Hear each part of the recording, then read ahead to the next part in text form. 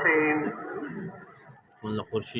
الحمد لله نحمده ونستعينه ونستغفره ونؤمن به ونتوكل عليه ونعوذ بالله من شرور أنفسنا ومن سيئات أعمالنا من يهده الله فلا مضل له ومن يضلله فلا هادي له ونشهد أن لا إله إلا الله وحده لا شريك له ونشهد أن سيدنا ومولانا محمدا عبده ورسوله صلى الله تعالى عليه وعلى آله وصحبه وأتباعه وسلم تسليما كثيرا أما بعد فأعوذ بالله من الشيطان الرجيم بسم الله الرحمن الرحيم يا أيها الناس إن وعد الله حق فلا تغرنكم الحياة الدنيا ولا يغرنكم بالله الغرور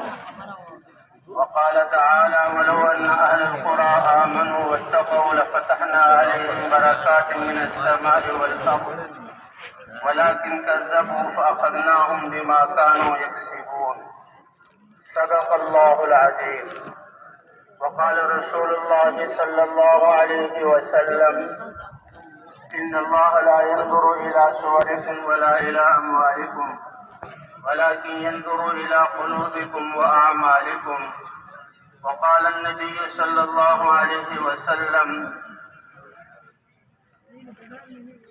الكيس من دان نفسه وعمل لما بعد الموت والعاجز من أتبع نفسه هواها وتمنى على الله وقال النبي صلى الله عليه وسلم عجبا لأمر المؤمن فإن أمره كله له خير إن أصابته سراء فشكر فله خير وإن أصابته ضراء فصبر فله خير وليس ذلك إلا للمؤمن أو كما قال النبي صلى الله عليه وسلم.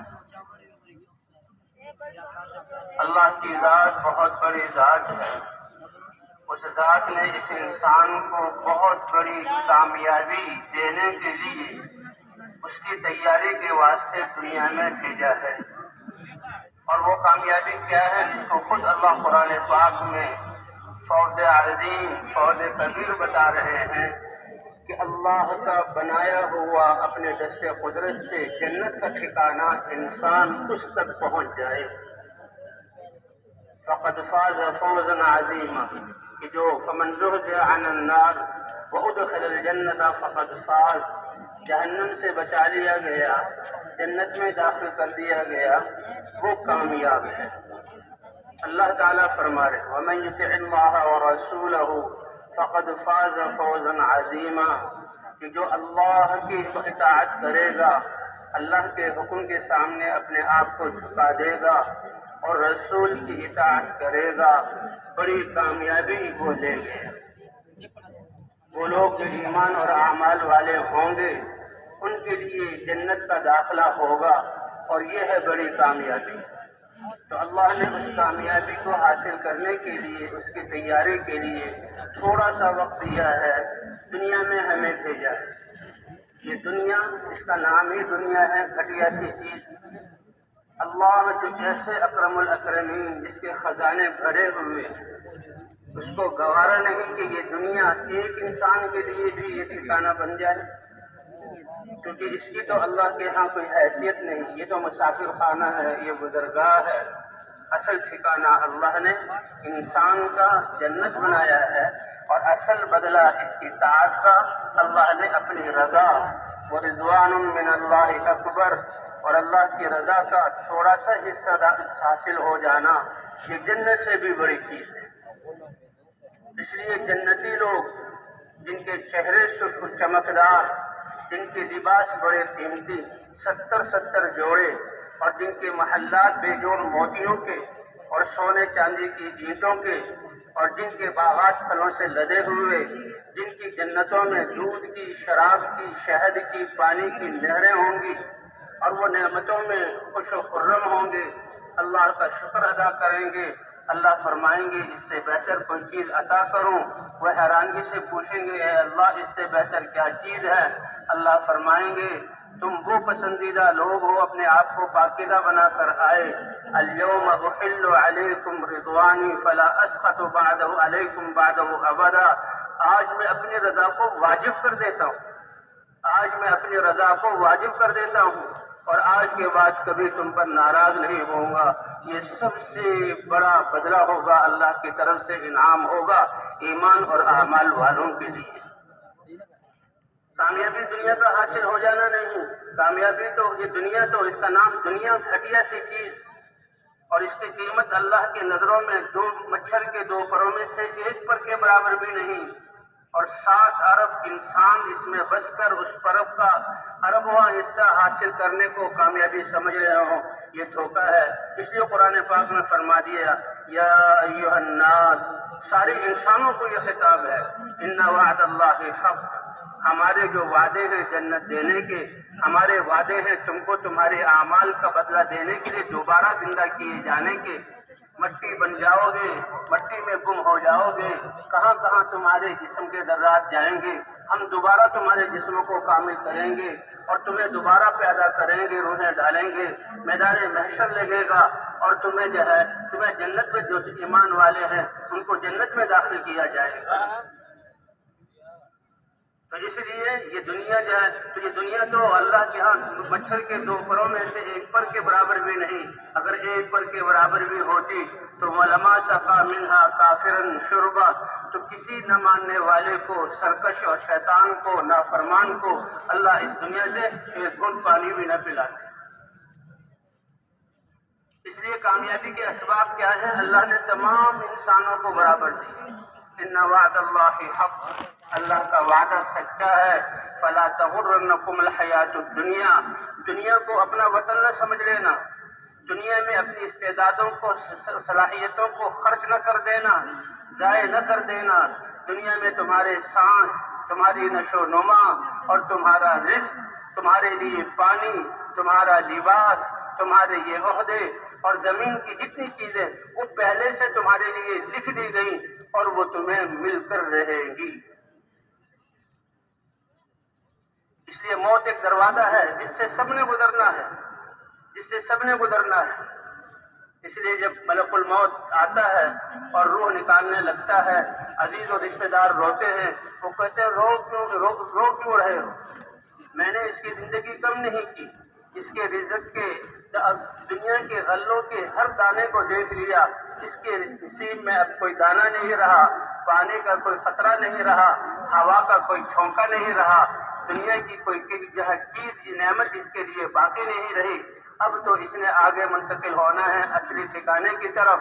اس لیے میں لے جا رہا ہوں اور اب فکر کرو تم اپنی، جب تک ایک ایک سانس لینے والا باقی رہے گا میں دنیا میں آتا رہوں گا. اس لیے انسان معمولی نہیں ہے، انسان کو بڑی عظمت اللہ نے دی ہے. یہ آسمان جو انسان کی خدمت میں لگا ہوا ہے، یہ ہزاروں کروڑوں سال سے کھڑا ہوا ہے. یہ سورج کب سے چل رہا ہے، اس کی عمر کتنی زیادہ ہے، یہ چاند اور دنیا کا نظام کب سے چل رہا ہے، اور یہ دنیا کی، یہ انسان کی خدمت کے لیے. هو الذی سخر لکم ما فی السماوات وما فی الارض جميعا. اے رب کس کس نعمت کے قربان جائیں، آپ پر قربان جائیں. اللہ آپ تو یہ فرما رہے ہیں آسمانوں کو، زمینوں کو، سورج کو، چاند کو، جتنی کائنات ہے انسان جنات کے علاوہ، حتیٰ کہ فرشتوں کو تمہاری خدمت کے لیے لگایا. جب ان کی بقا ہزاروں سال ہے تو انسان کیا تمہاری زندگی 60-70 سال کی ہے؟ تم افضل ہو، تمہاری زندگی 60-70 سال اور موت آئی اور قصہ ختم. ایسا نہیں ہے، ایسا نہیں ہے. تم سے پہلے ساری دنیا کو مدین کر دیا گیا، زمین کو پیدا کیا گیا، سبزے سے اس کو جو ہے اس کی سبزے کی قالین بچھائی گئی، پانی کو جاری کیا گیا، سورج چاند کا نظام بنایا گیا، تمہیں تھوڑی دیر کے لیے بھیجا اور پھر آخرت کی طرف تم جا رہے ہو. تم ہمیشہ کے لیے ہو. یہ تو اللہ کا کرم ہے کہ محنت اور جو ہے تیاری کے لیے مشقت کا وقت بہت تھوڑا سا دیا اور اللہ نے اپنا اجر اور نعمتیں اور اللہ نے جو ہے آخرت کی زندگی ہمیشہ ہمیشہ کی رکھی. اس لیے فلا تغرنکم الحیات الدنیا، دنیا کی زندگی دھوکے میں نہ ڈال دے، اس کو تم اپنا وطن نہ سمجھ لینا، اور اس کو حاصل کرنے میں اپنی قوتیں صلاحیتیں زندگی کی سانس مت لگانا۔ یہ سانس سب سے قیمتی چیز ہے ایمان کے بعد، کہ ایک ایک سانس ہزاروں دنیا اللہ کو دے، ایک سانس زیادہ کروا لے، اللہ ایک سانس زیادہ نہیں کرے گا۔ اور ایک سانس کے ایک عمل سے یہ انسان اللہ کی رضا کو حاصل کر سکتا ہے۔ سبحان اللہ تملأ المیزان، اس کی زبان کا بول سبحان اللہ، وہ میزان کہ ساتوں آسمان اور زمین اللہ تعالیٰ اس کے ایک پلڑے میں رکھ دیں گے۔ کتنی بڑی وہ میزان ہے جس میں ساتوں زمین اور آسمان اس کی کائنات سما جائے۔ اے ایمان والے، تمہارا سبحان اللہ کہنا اس میزان کو اجر سے بھر دے گا۔ اس لیے انسان بڑا عظیم ہے۔ هو الذي سخر لكم ما في السماوات وما في الارض جميعا، اللہ جس کے خزانے بھرے ہوئے وہ کریم ذات ہے، زمین اور آسمان اور جو اس کی کائنات میں نے عرض کیا۔ جانور تو جانور ہیں، وہ تو ہم خود دیکھ رہے ہیں، کسی پر سواری، کسی کا دودھ دیا جا رہا، کسی سے نسلیں چلائی جا رہی، کسی کو ذبح کیا جا رہا، انسان کے لیے قربانی، کسی کو زندگی کے لیے رکھا جا رہا۔ فرشتے بھی اللہ فرماتے ہیں انسان ہم نے تمہاری خدمت کے لیے لگائی۔ تو دیکھو جو چیز تمہارے وما خلقت الجن والانس الا ليعبدون ما اريد منهم من رزق وما اريد ان يطعمون ان الله هو الرزاق ذو القوة المتين۔ جیسے دنیا میں آج کل تو نوکر ہوتے ہیں، غلاموں کا نظام نہیں ہے، پہلے غلاموں کا نظام ہوتا تھا، ان کو خریدا جاتا تھا، اور مالک غلام خرید کر وہ اس کی اپنی ملکیت تھا، اور غلام سمجھتا تھا کہ یہ میرا آقا ہے، اس نے مجھے پیسے سے خریدا ہے۔ 24 گھنٹے اور پوری زندگی اس کی خدمت اور اس کی منشا کو پہچاننا، پورا کرنا یہ میری ذمہ داری ہے۔ باقی میرے اپنے کپڑے کی ذمہ داری مجھ پر نہیں، میرے کھانے کی ذمہ داری مجھ پر نہیں، میرے بستر کی، میرے سونے کی جگہ کی ذمہ داری مجھ پر نہیں، یہ میرا آقا پورا کرے گا۔ جس کا آقا بادشاہ ہے تو وہ شاہی جوڑے دے گا، جس کا بادشاہ آقا وہ کوئی بڑا دنیا دار ہے، دنیا کی بڑی نعمتیں دے گا، درمیانہ آدمی ہے، درمیانہ لباس، درمیانہ کھانا اپنی حیثیت سے دے گا۔ یہ غلام کو یقین ہے کہ میں اس کی غلامی کروں گا، بلکہ اگر میں ایک تو اس کا آرڈر ہے جو میں پورا کر دوں اور اسی کو سر سے ٹال دوں، وہ آقا دیکھتا ہے، اور ایک یہ ہے کہ یہ جو ہے غلام اپنی سب کچھ چاہتوں کو قربان کر کے آقا کی منشا کو پہچانے تو آقا اس کو اپنے قریب کر لے گا۔ جب یہ غلام اپنی ساری چیزوں کی ذمہ داری اپنے آقا پر سمجھتا ہے، حالانکہ وہ اسی کی طرح ایک انسان ہے، تو اللہ نے اپنی عبادت کا حکم دیا، ہم بھی اس کے بندے ہیں، وہ تو ہمارا خالق اور مالک ہے۔ اور عبادت کا مطلب جیسے ابھی عصر کے بعد الا بذکر اللہ تطمئن القلوب، ہر وقت اس بات کو مستحضر رکھنا کہ اللہ ہمارے رب ہیں اور ہم اس کے بندے ہیں، اور ہر وقت اس کے حکم کو دیکھنا، اس کے حکم کے مطابق سننا، اس کے حکم کے مطابق بولنا، اس کے حکم کے مطابق دماغ کی سوچ اس کے حکم کے مطابق، ہاتھ سے لینا دینا اس کے حکم کے مطابق، قدموں سے کوئی فاصلہ طے کرنا اس کے حکم کے مطابق، اور اس کے احکام نور سے بھرے ہوئے ہیں، تو اس کی جہاں پورے کرنا یہ مسلمان سمجھتا۔ تو عبادت یہ ہے، عبادت صرف 5 نمازیں نہیں ہیں، یہ تو عبادات میں سے سب سے بڑی عبادت ہے جو انسان کی زندگی کو پاکیزہ بنا کر اللہ کے حکم کی ماننے کی استعداد پیدا کر دے گی۔ تو جہاں اللہ نے عبادت کا حکم دیا، اور عبادت ہر وقت ہر آن ہم نے کرنی ہے، رات اور دن کرنی ہے، ایک سوال پیدا ہوتا ہے، اے اللہ ہم انسان ہیں، ہم رزق کے محتاج ہیں، تو رزق کا معاملہ کیا ہوگا؟ اللہ نے فرمایا ما اريد منهم من رزق، میں نے اس لیے نہیں بھیجا کہ وہ روزی کمانے کا خود بندوبست کرے یا اللہ کے سامنے کچھ کھانا پیش کر دیں، وما اريد ان يطعمون، اللہ کو کچھ بطور عطیے کے دے دیں، اللہ اس سے غنی ہے۔ ان اللہ هو الرزاق ذو القوة المتین، ساری کائنات کو رزق دینے والی ذات اکیلی تنہا اللہ ہے۔ اس لیے جو چیزیں تمہارے لیے لکھ دی گئیں اور تمہیں مل کر رہیں گی، اور اس کے لیے کچھ احکام دیے، اگر کمانے کا حکم ہے تو اللہ کے حکم کے اعتبار سے اس میں لگنا، تو تم اپنی صلاحیتیں جو جس کا ذمہ ہم نے لیا اور ہم دیں گے، سورج کون نکال رہا ہے، ہوائیں کون چلا رہا ہے، زمین کو کس نے تھاما ہوا ہے، آسمان کو کس نے تھاما ہوا ہے، بارشیں کون برسا رہا ہے، ہمارے جسم کے دل کی دھڑکنوں کو کون چلا رہا ہے، خون کو کون جو ہے رگوں میں دوڑا رہا ہے، اور جو ہے جتنی بھی اتنے جو ہے صلاحیتیں جسم کے اندر کے انسان کو کوئی پتہ نہیں، وہ اکیلا اللہ اپنی قدرت سے چلا رہا ہے۔ وَإِن تَعُدُّوا نِعْمَتَ اللَّهِ لَا تُحْصُوهَا، اے اللہ آپ کتنے مہربان، کیا کیا اگر تم اللہ کی نعمتوں کو، یہ 60-70 سال کی زندگی، اب لوگ لگے ہوئے ہیں کہ جسم میں اللہ نے کیا کیا استعدادیں صلاحیتیں، کتنا انسان کے جسم کو چیر پھاڑ لیا گیا، کتنا ایک ایک حصے کو الگ الگ کر دیا گیا، اور اب بھی انسانیت قائل ہے اس بات کی کہ اللہ نے جو نعمتیں اس کے جسم میں رکھی ہیں ابھی ہم ان ساری کو سمجھ نہیں سکے اور نہ ان تک پہنچ سکے۔ اگر اللہ کے جسم کے اندر کی نعمتیں، پھر جسم کے باہر کی نعمتیں، یہ ہوائیں، یہ سورج، یہ چاند، یہ ستارے، اور یہ جو ہے ساری مخلوقات، فرمایا گننا شروع کرو تو تم گن نہیں سکتے، شکر کیا ادا کرو گے، اللہ لا تحصوہا، تم اس کا احصاء کر ہی نہیں سکتے۔ اس لیے دنیا کی ساری چیزوں کی ذمہ داری اللہ نے لی اور ہمارے ذمہ کیا کہ آخرت کا بنانا تمہارے اعمال پر رکھا ہے، آخرت بنے گی تمہارے عمل پر۔ اسی لیے اللہ تعالیٰ نے آخرت جو کامیابی کی جگہ ہے اور اللہ کا مہمان خانہ ہے اور وہ انسان کا ٹھکانہ ہے، اس کو حاصل کرنے کے لیے اللہ نے اسباب سب کو برابر دیے ہیں۔ دنیا کی ضروریات کے لیے کارخانے ہیں، کارخانوں سے، مشینوں سے چیزیں بن رہی ہیں۔ کوئی دنیا کا بڑے سے بڑا کارخانہ، چاہے وہ بہت قیمتی انجن بنا رہا ہو، بہت قیمتی ہتھیار بنا رہا ہو، یعنی تھوڑے سے وقت میں اتنی زیادہ چیزوں کو بنا نہیں سکتا جتنے یہ انسان اعمال کو اپنے جسم سے کر سکتا ہے۔ اب دیکھنے میں تو ہم اس میدان میں بیٹھے ہوئے ہیں، یہ اللہ کا انعام کب سے شروع ہوا؟ لیکن مسلمان کا بیٹھنا دین کے لیے، فرمایا ہے کہ وجبت محبتی للمتحابین فیہ، کہ اللہ فرماتے ہیں جو میرے لیے محبت کرتے ہیں اور ایک دوسرے سے ملتے ہیں اور بیٹھتے ہیں، کتنا بڑا اللہ انعام فرماتے ہیں، فرمایا مجھ پر واجب ہو گیا کہ میں ان سے محبت کروں۔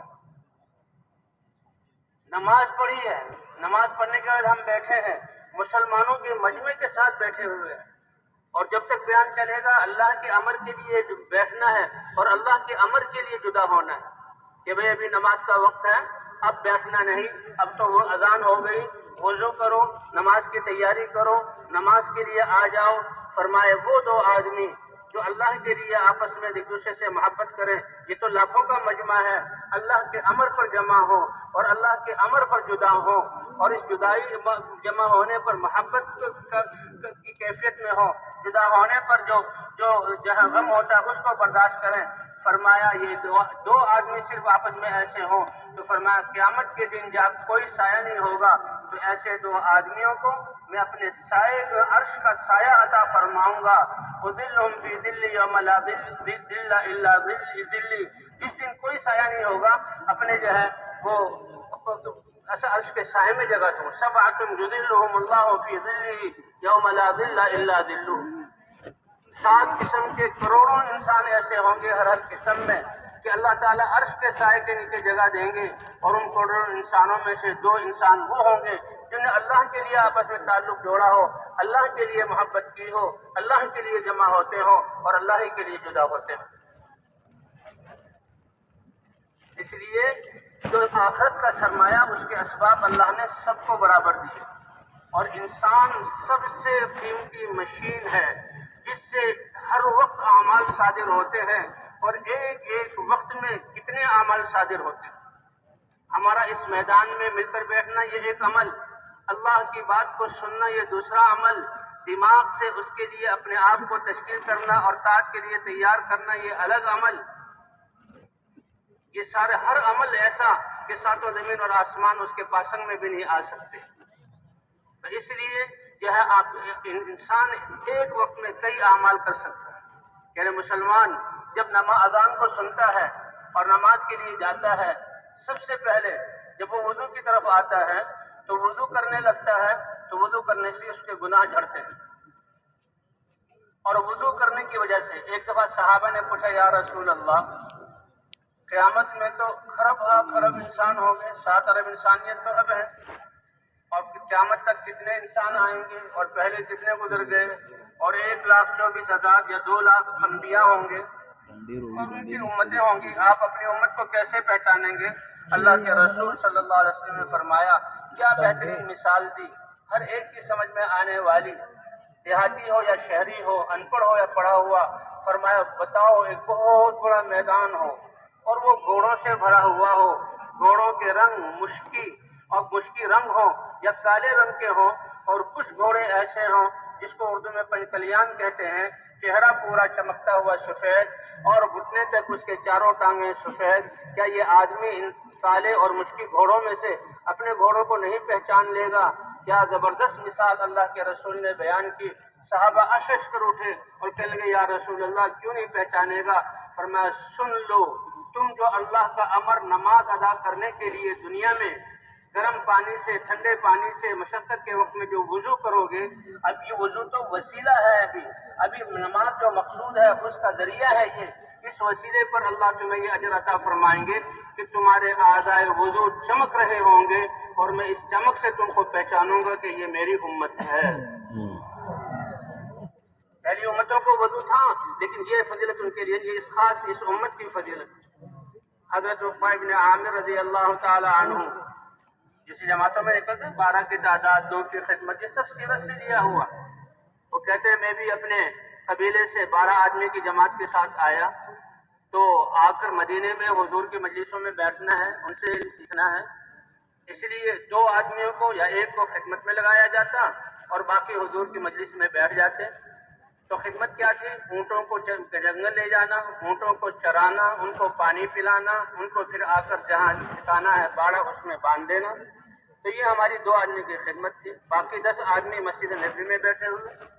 اور جب بیٹھے ہوئے ہیں تو میں فارغ ہوا اپنی خدمت سے. شام کو جب اونٹوں کو لا کر باڑے میں باندھ دیا تو مسجد نبوی کی طرف گیا، وضو کیا، نماز پڑھا، مسجد میں گئے، بیٹھ گئے.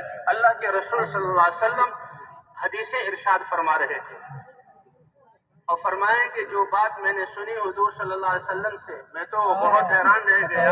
اللہ کے رسول صلی اللہ علیہ وسلم کیا کہہ رہے ہیں کہ جو آدمی اچھی طرح وضو کر لے اور وضو کر کے پھر 2 رکعت نماز اللہ کے رضا کے لیے پڑھے، تو وضو کرنے اور 2 رکعت نماز پڑھنے سے جنت اس کے لیے واجب ہو گئی.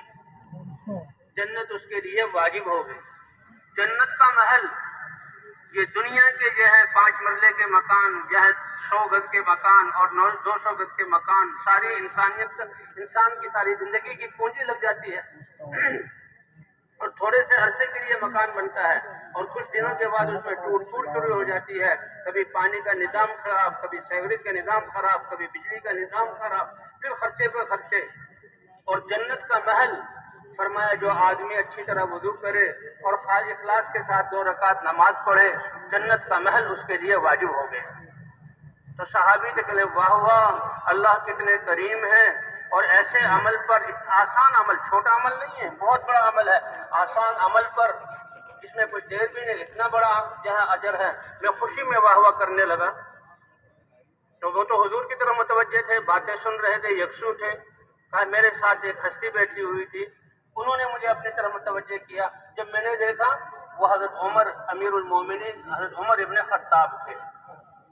اور نے کہا معلوم ہوتا ہے تم ابھی مجلس میں ابھی حاضر ہوئے ہو اور اس بات کو سن کے اتنا خوش ہو رہے ہو. اللہ کے رسول نے تو ہمیں کیا کچھ بتلا دیا. کہا بتلائیے. کہ اس سے پہلے حضور صلی اللہ علیہ وسلم نے یہ فرمایا کہ جو آدمی وضو کے لیے اٹھے اور وضو کر لے اور وضو کے بعد اشہد ان لا الہ الا اللہ واشہد ان محمدا عبدہ ورسولہ، یا ایک روایت میں وحدہ لا شریک لہ کے لفظ بھی ہیں. کہا یہ وضو کر کے یہ کلمات کہہ دے تو اللہ تعالیٰ جنت کے 8 دروازے اس کے لیے کھول دیں گے، جن دروازوں میں سے چاہے وہ داخل ہو جائے. تو اس لیے اللہ ارحم الراحمین ہے. عادل اور عدل انصاف پہ آ جائیں تو ہم کہیں کی بھی نہ رہے. اللہ ارحم الراحمین ہے. اب کتنی تمہاری گناہوں، غلطیوں اور سرکشیوں کو میں معاف کرتا رہتا ہوں. اگر پکڑ میں آ جاؤں تو کوئی ایک نافرمان بھی دنیا میں رہنے کے قابل نہ رہے. اور پھر اللہ بخشتے ہیں ان گناہوں کو، تو وہ تو کریم ہے. تو اللہ نے کامیابی کے لیے ہمیں اعمال دیے ہیں، اعضاء سب برابر، اور اس میں سب کی بنیاد اور سب سے بڑی دولت اور سب سے بڑا یقین اور سب سے بڑا علم یہ لا الہ الا اللہ کا یقین ہے۔ حضور صلی اللہ علیہ وسلم نے فرمایا کتنے انبیاء کو علوم دیے گئے اور اس علم کے دنیا میں عرائض ہونے سے فسادات ختم ہوئے، ظلم ختم ہوئے، اللہ نے دنیا کو امن کا گہوارہ بنایا، حق وجود میں آیا، باطل ٹوٹا۔ جتنا علم دیا گیا اور اس علم کی وجہ سے اللہ کی قدرت ظاہر ہوئی، اللہ کی قدرت کے علم پر عمل کرنے والے یہ ہے جو اللہ کی طرف سے علم، یعنی احکام کا علم، یقین اور اعمال، اس پر اللہ کامیابی دیتے ہیں۔ اس سب کا مجموعہ کر لیا جائے، اور مجھے اللہ نے قرآن میں وہ سارے علوم دیے اور اس سے زیادہ بھی دیے، ان سب کو جمع کر لیا جائے تو اس میں سب سے چوٹی کی چیز وہ لا الہ الا اللہ کا یقین ہے، وہ لا الہ الا اللہ کا یقین ہے، یہ بنیاد ہے۔ اسی لیے حضرات انبیاء کرام جب انسان سرکش بنتے تھے اور اپنی تباہی کے اسباب جمع کر لیتے، اللہ نے کسی کو عذاب نہیں دیا جب تک کہ نبی کو لا الہ الا اللہ کی دعوت دے کر نہ بھیجا ہو، اور نبی نے اپنی امت کی اصلاح کے لیے اس لا الہ الا اللہ کے ذریعے ان کے یقین کو درست نہ کیا۔ تو یہ یقین اتنی بڑی دولت ہے، اتنی بڑی طاقت ہے کہ اللہ فرماتے ہیں انا عند ظن عبدی بی، میرا بندہ میرے ساتھ جس طرح یقین کرے گا میں اسی طرح اس کے ساتھ معاملہ کروں گا۔ حضرت یونس علیہ السلام قوم کو چھوڑ کر ابھی اللہ کا حکم نہیں آیا پہلے نکل آئے اور کشتی ڈولنے لگی، اور پھر حکم آیا، ایک مچھلی آئی، مچھلی نے یونس علیہ السلام کو نگل لیا اور مچھلی سمندر کی تہ میں بیٹھ گئی، اور وہ لا الہ الا انت سبحانک انی کنت من الظالمین یہ انہوں نے پڑھنا شروع کیا۔ اتنے عرصے بعد اللہ نے ان کو مچھلی کے پیٹ سے نکالا اور مچھلی نے ان کو باہر سے جو ہے ساحل پر اگلا، اور اللہ نے جو ہے ان کے گناہ کو معاف فرمایا۔ جو خطا ہوئی تو وہ تو نبی تھے، معصوم ہوتے ہیں، لیکن یہ تھوڑی سی بغیر یاد کے چلے جانا یہ غلطی ہوئی تھی۔ فرمایا دیکھو ان نے توبہ کی، وَكَذَلِكَ نُنْجِي الْمُؤْمِنِينَ، ایمان والے اسی طرح جب اپنے گناہوں پر توبہ کریں گے ہم ان کو نجات عطا فرمائیں گے۔ حضرت ابراہیم علیہ السلام کہ آپ ان کو نمرود اور پوری قوم نے ایک وادی جو ہے آگ سے بھری، ایندھن سے بھری، اس کو آگ لگائی، اور ابراہیم علیہ السلام کو رسیوں سے باندھ کر منجنیق میں، اور ساری قوم پہاڑوں پر چڑھ کر نیچے وادی جو آگ کا سمندر ہے دیکھ رہی ہیں، اور سب خوش ہیں کہ آج نمرود کا فیصلہ چلے گا اور آج ابراہیم علیہ السلام اس آگ میں جائیں گے، قصہ ختم۔ لیکن یہ تو اللہ کی ڈھیل ہے، کرنے والے اللہ تعالی ہیں۔ جی ہاں، وَلِلَّهِ الْأَمْرُ مِنْ قَبْلُ وَمِنْ بَعْدُ، پہلے بھی اور اب بھی اور ہمیشہ سارا معاملہ کس کے ہاتھ میں ہے؟ اللہ کے ہاتھ میں۔ اور ابراہیم علیہ السلام کیونکہ اللہ کی طرف داعی ہیں، رسول ہیں، اللہ کی ذات پر ایسا یقین کہ جو اللہ چاہیں گے ہوگا وہ، اور جو اللہ نے میرے بارے میں حکم دیا کچھ کامیابی اسی میں ہے، چاہے ظاہری طور پر میں جل کر خاک ہو جاؤں تو کامیابی اس میں اللہ کے امر کو پورا کرنا۔ لا الہ الا اللہ، اللہ کے علاوہ کوئی عبادت کے لائق نہیں، اللہ کے علاوہ ہمارا کوئی مطلوب نہیں، اللہ کے علاوہ ہمارا کوئی مقصود نہیں، اللہ کے علاوہ ہمارا کوئی محبوب نہیں۔ رزق دینے والے ہیں تو اللہ، اور حفاظت کرنے والے ہیں تو اکیلے اللہ۔ تو یہ یقین اتنی بڑی دولت ہے کہ آگ کا سمندر ہے، ابراہیم علیہ السلام کو رسیوں میں باندھا ہوا ہے، منجنیق بھائی اتنی سی دیر ہے کہ ہینڈل کو کھینچا جائے اور ابراہیم علیہ السلام جھٹکے سے فضاؤں میں ہو کر آگ میں چلے جائیں، لیکن اس منظر سے ذرہ برابر متاثر نہیں کہ ہوگا وہ جو اللہ چاہیں گے اور اللہ کے امر میں کامیابی۔ فرشتوں تک آ گئے اور فرشتوں نے پوچھا اگر ہماری ضرورت ہو تو ہمیں کہیے، یہ بارش کا فرشتہ ہے، بارش برسا کر آگ کو بجھا دیں، ان کی اسکیم فیل ہو جائے۔ یہ پہاڑوں کا فرشتہ ہے، یہ پہاڑوں کو لے کر یہ پہاڑوں کے جو ہے اوپر بیٹھے ہوئے ہیں، چوٹی تک چڑھے ہوئے، پہاڑوں کو مسل کر ان کو پیس کے رکھ دیں، اور اگر اللہ چاہیں تو ہوا چلا کر ہوا سے آگ کے ذریعے انہی کو ہلاک کر دیں۔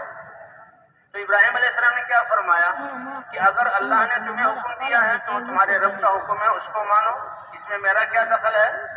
کہیں حکم تو نہیں دیا، اجازت لے کر آئے ہیں، تب پھر میرا اور اللہ کا معاملہ میرے اور اللہ کے درمیان اللہ جان رہے ہیں میرے حال کو، اللہ کا میرے حال کو جاننا یہی میرے لیے کافی ہے۔ اور آخری کلمہ حسبی اللہ و نعم الوکیل، یہ میرے لیے کون کافی ہے؟ یہ گمان تھا۔ پھر اللہ نے کیا کچھ کر کے دکھلایا کہ آگ کو بجھایا نہیں، آگ کو آگ ہوتے ہوئے اور ایک ہی وقت میں جلانے والا ہوتے ہوئے اللہ نے براہ راست حکم دے کر یا نار کونی بردا و سلام علی ابراہیم، اے آگ میرے ابراہیم پر تم ٹھنڈی ہو جاؤ، تکلیف دینے والی ٹھنڈی نہیں بلکہ خود سلامتی اور خوشگوار ٹھنڈی ہو جاؤ۔ فرمایا اسی وقت آگ نے رسی کو جلایا اور اسی وقت ابراہیم علیہ السلام کے لیے ٹھنڈی ہو گئی۔ 40 دن اس میں گزرے، اور ایک روایت میں آتا ہے کہ ان کی جو اہلیہ وہ کہنے کہ میں بھی تمہارے پاس آ جاؤں، تو کہا کہ تم ہی یہ جو کلمہ پڑھ کے اب کلمے والی تھی آ جاؤ، وہ آ گئی تو آگ نے ان کو بھی جو ہے اس کو وہ جلایا نہیں۔ اور اس پر فرعون نمرود کی اسکیم ناکام ہوئی اور نمرود نے ہاتھ جوڑے کہ یہ تو تمہارا مسئلہ چل جائے گا، میری اسکیم ناکام ہو جائے گی، لہذا تم یہاں سے نکل جاؤ۔ پھر وہاں سے ابراہیم علیہ السلام نکل کر شام کے علاقے میں آئے۔ تو یہ ایمان اور اللہ کی ذات پر یقین کہ اللہ کے امر میں کامیابی ہے، کامیابی دینے والے اللہ ہیں۔ اسی طرح حاجر علیہ السلام کے بارے میں حکم ہوا، اے ابراہیم اپنی اس جوان بیوی کو اور اس بچے کو، اتنا عظیم بچہ کہ جس کی پشت سے سب سے بڑے نبی آئیں گے حضرت محمد صلی اللہ علیہ وسلم، دودھ پیتا بچہ، ان کو ہمارے امر سے لو اور ہمارے حکم کی بنا پر ان کو لے کر چلو۔ شام کا لہلہاتے کھیت اور لہلہاتے باغ، ٹھنڈے جیس فضائیں اور نہریں اور پھل، ان سب اور آبادی، ان سب کو چھوڑ کر چلو۔ اردن کے دشت آئے، کہا ابھی آگے چلو۔ حجاز کے سنگلاخ پہاڑ آئے، کہا ابھی اور چلو۔ اور بڑے بڑے کالے رنگ کے پہاڑ اور وہاں ایک وادی اور ٹیلا کہ اس اپنی بیوی کو اور دودھ پیتے بچے کو یہاں پر چھوڑ دو۔ اب مہینے کا یہ سفر تھا۔ اللہ کے رسول انبیاء تو اپنے گھر والوں کے ساتھ سب سے زیادہ اچھے اخلاق والے ہوتے ہیں، تو بولنا چالنا بہت خوب، لیکن یہاں پر آ کر ابراہیم علیہ السلام نے بیوی کو اتارا اور وہ تھیلا دیا جس میں کھجوریں تھیں اور پانی کا مشکیزہ دیا۔ اونٹ سے اترے نہیں، اجازت نہیں، اور نکیل کو موڑ کر جیسے اب جانے لگے ہیں، کسی کو منزل پر پہنچا کر جانے لگے ہیں۔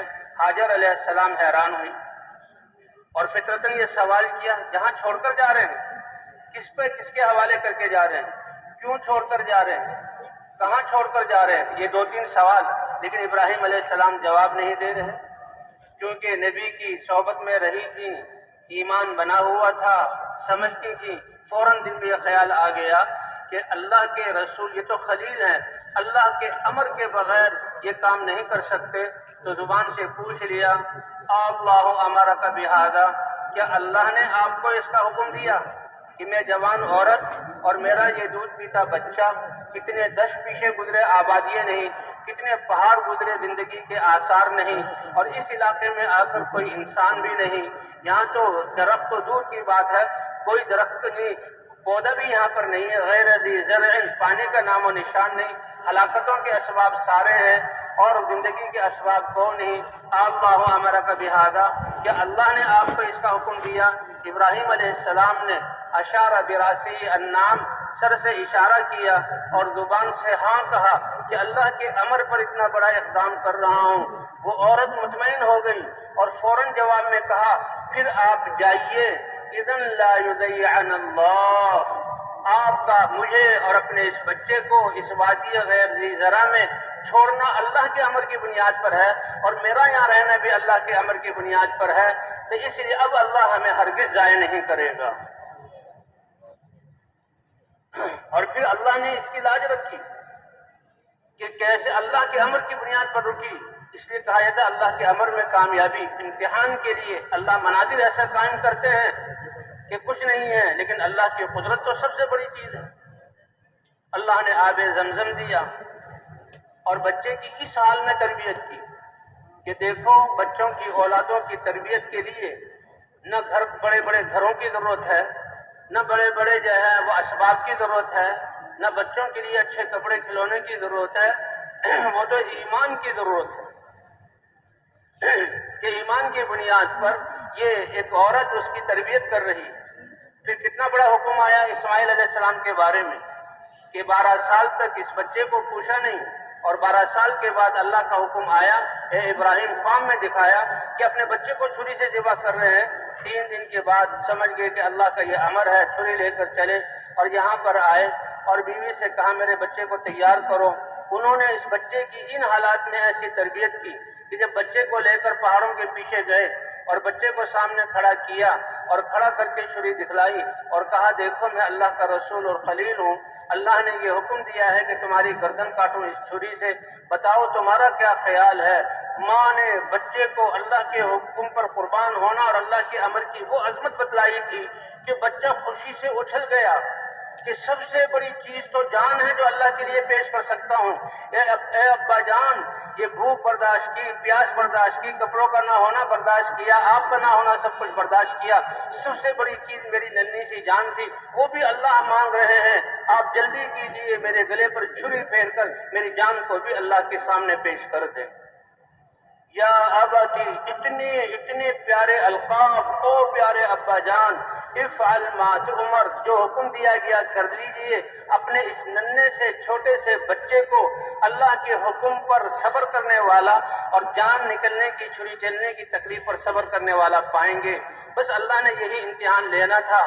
اللہ نے اپنی کتنی بڑی قدرت کا اظہار کیا، جیسے یہ عورت بغیر زندگی کے کوئی سبب نہیں اور ہلاکت کے سارے اسباب اللہ کے امر پر رکی، تو اللہ نے کیسے ان کو آب زمزم دے کر قیامت تک اس آب زمزم کے ذریعے کتنے ارب انسانوں کی حاجتیں اس کے ذریعے پوری کی۔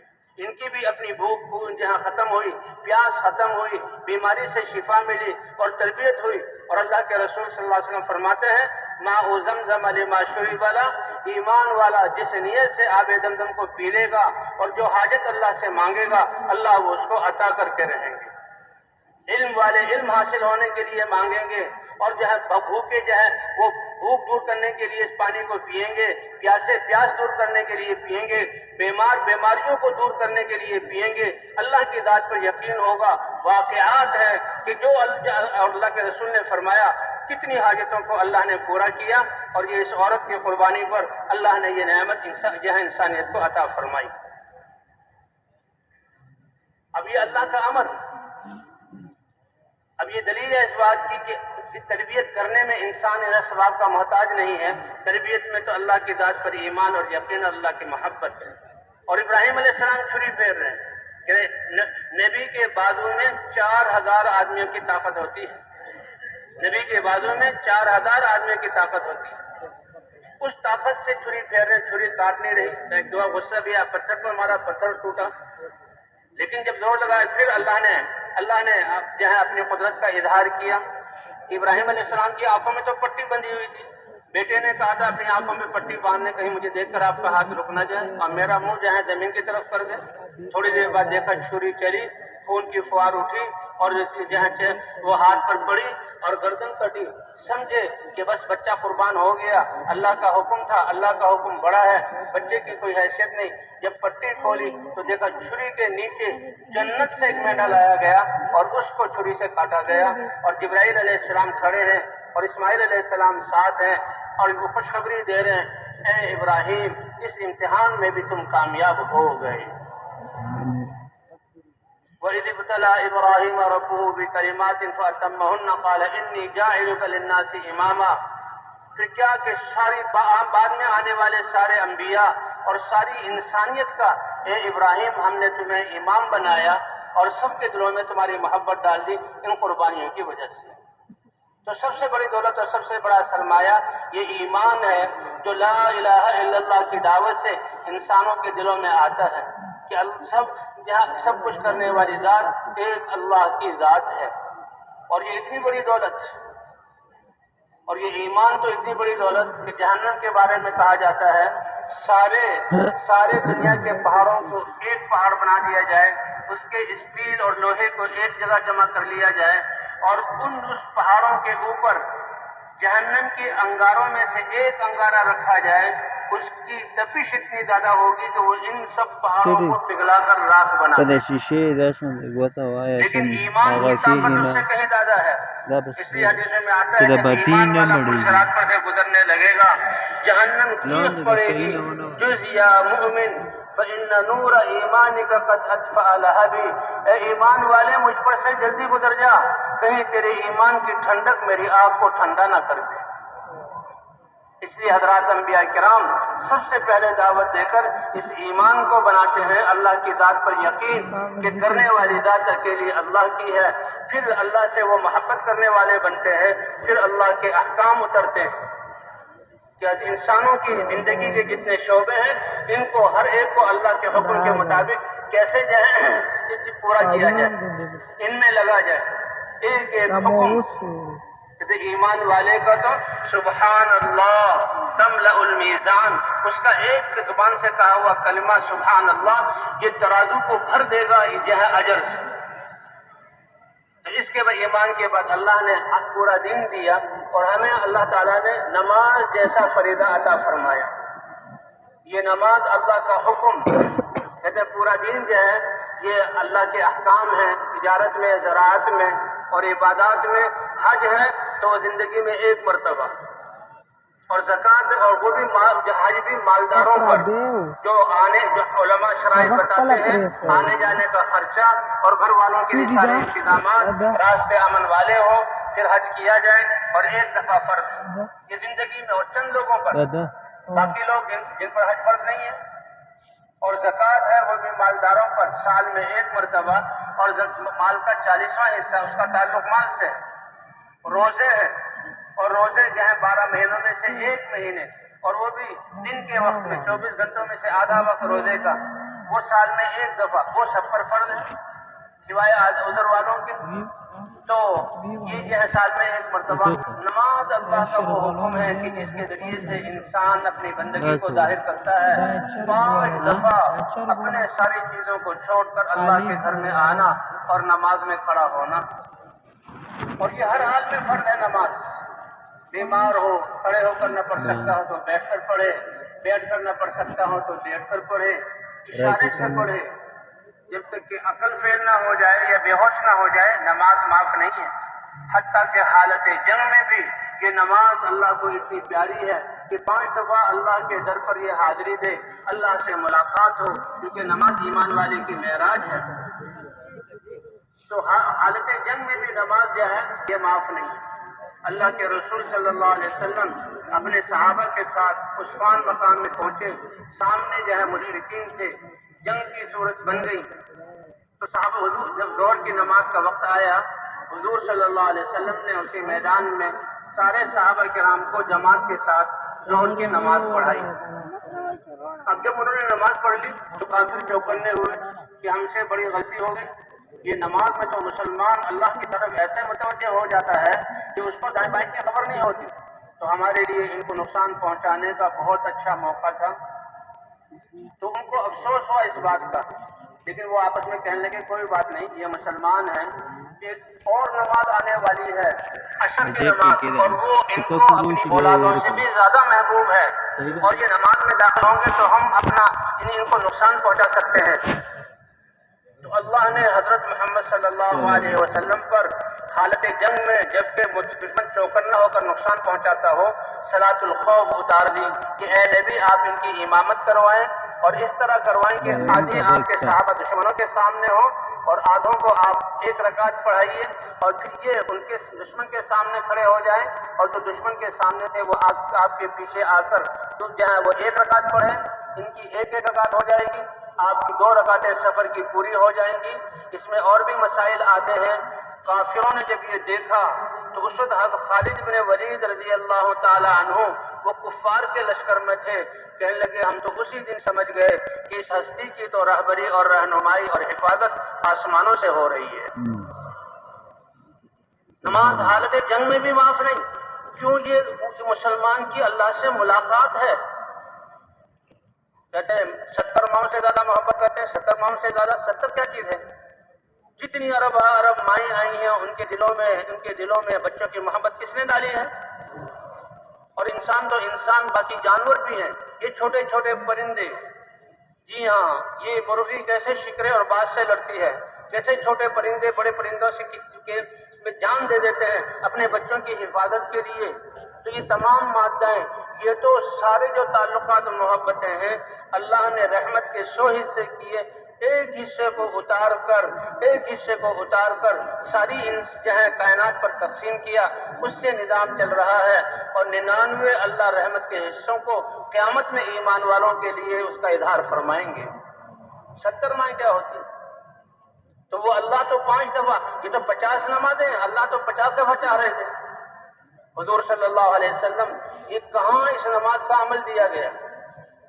آپ صلی اللہ علیہ وسلم دعوت کو لے کر جب دیکھا کہ مکے والے اور اپنی قوم کتنی رکاوٹیں ڈال رہی ہے، کتنی سختیاں کر رہی ہے، شیب ابی طالب نے بند کیا، ایمان والے کمزور لوگوں کو کتنی تکلیفیں دے رہی ہے، تو حضور صلی اللہ علیہ وسلم، آپ تو دل میں آپ کی یہ بہت بڑی تمنا اور بے چینی تھے کہ انسانیت ہدایت کے راستے پر کیسے پڑ جائے. تو حضور صلی اللہ علیہ وسلم طائف تشریف لے گئے کہ شاید وہ سمجھدار لوگ ہیں. پہلے سرداروں کے پاس گئے، جب سرداروں کے پاس گئے تو کسی سردار نے بیٹھنے بھی نہیں دیا، روکھا جواب دیا. مہمان نوازی ہستی ہے، قریش قوم کے ہیں اور کتنے عظیم اخلاق، سب ان کی تعریفیں کرتے تھے، لیکن وہ ایسے سوکھے نکلے کہ حضور کو بیٹھنے بھی نہیں دیا. ایک کے پاس سے دوسرے کے پاس، دوسرے کے پاس سے تیسرے کے پاس، اور تیسرے نے بھی بیٹھنے نہیں دیا. آپ نے فرمایا کہ شاید یہ عام لوگ میری بات کو مان لیں. جب عام لوگوں میں آئے تو انہوں نے اس سے بھی زیادہ برا سلوک کیا، تالیاں پیٹی، سیٹیاں بجائیں اور پتھروں کی بارش صفوں میں کی. آپ پتھروں کی بارش میں جا رہے ہیں اور جسم خون آلود ہو گیا، اتنا خون پنڈلیوں سے بہا، پتھروں کے نوکیلے پتھر لگ کے کہ جوتیوں میں وہ خون جم گیا اور جوتیاں آپ کے پاؤں کے ساتھ جم گئی، حتیٰ کہ آپ پر بے ہوشی سے طاری ہو گئی. لیکن قربان جائیں آپ کی رحمت للعالمین پر کہ اللہ نے آپ کو کتنا شفیق بنایا، کتنا رحیم بنایا کہ اللہ نے جب جبرائیل علیہ السلام کو بھیجا، اے محمد صلی اللہ علیہ وسلم، آپ کی قوم نے جو آپ کے ساتھ قریش تھے وہ اللہ نے دیکھ لیا اور اللہ نے یہ فرشتوں کو بھیجا. یہ فرشتہ ہے پہاڑوں کا، اگر اس کو حکم فرمائے تو یہ پہاڑوں کو اپنے ہاتھوں میں لے کر ان پہاڑوں کو آپس میں ملا دے اور ملا کر ان کو آپس میں رگڑے اور یہ آٹے کی طرح بیچ میں پس جائے.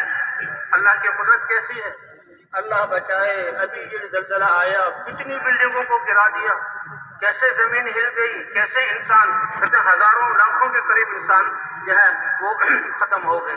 کشمیر میں جو آیا تھا، کیسے اللہ نے پہاڑوں کو اپنی جگہ سے ہلایا. اللہ ہماری ان آفات سے حفاظت فرمائے. اور یہ اعمال، اللہ تو رحیم اور کریم ہے، یہ انسانوں کے اعمال کی سزا ہے، لیکن اللہ کے رسول کی مہربانی پر قربان جائیں.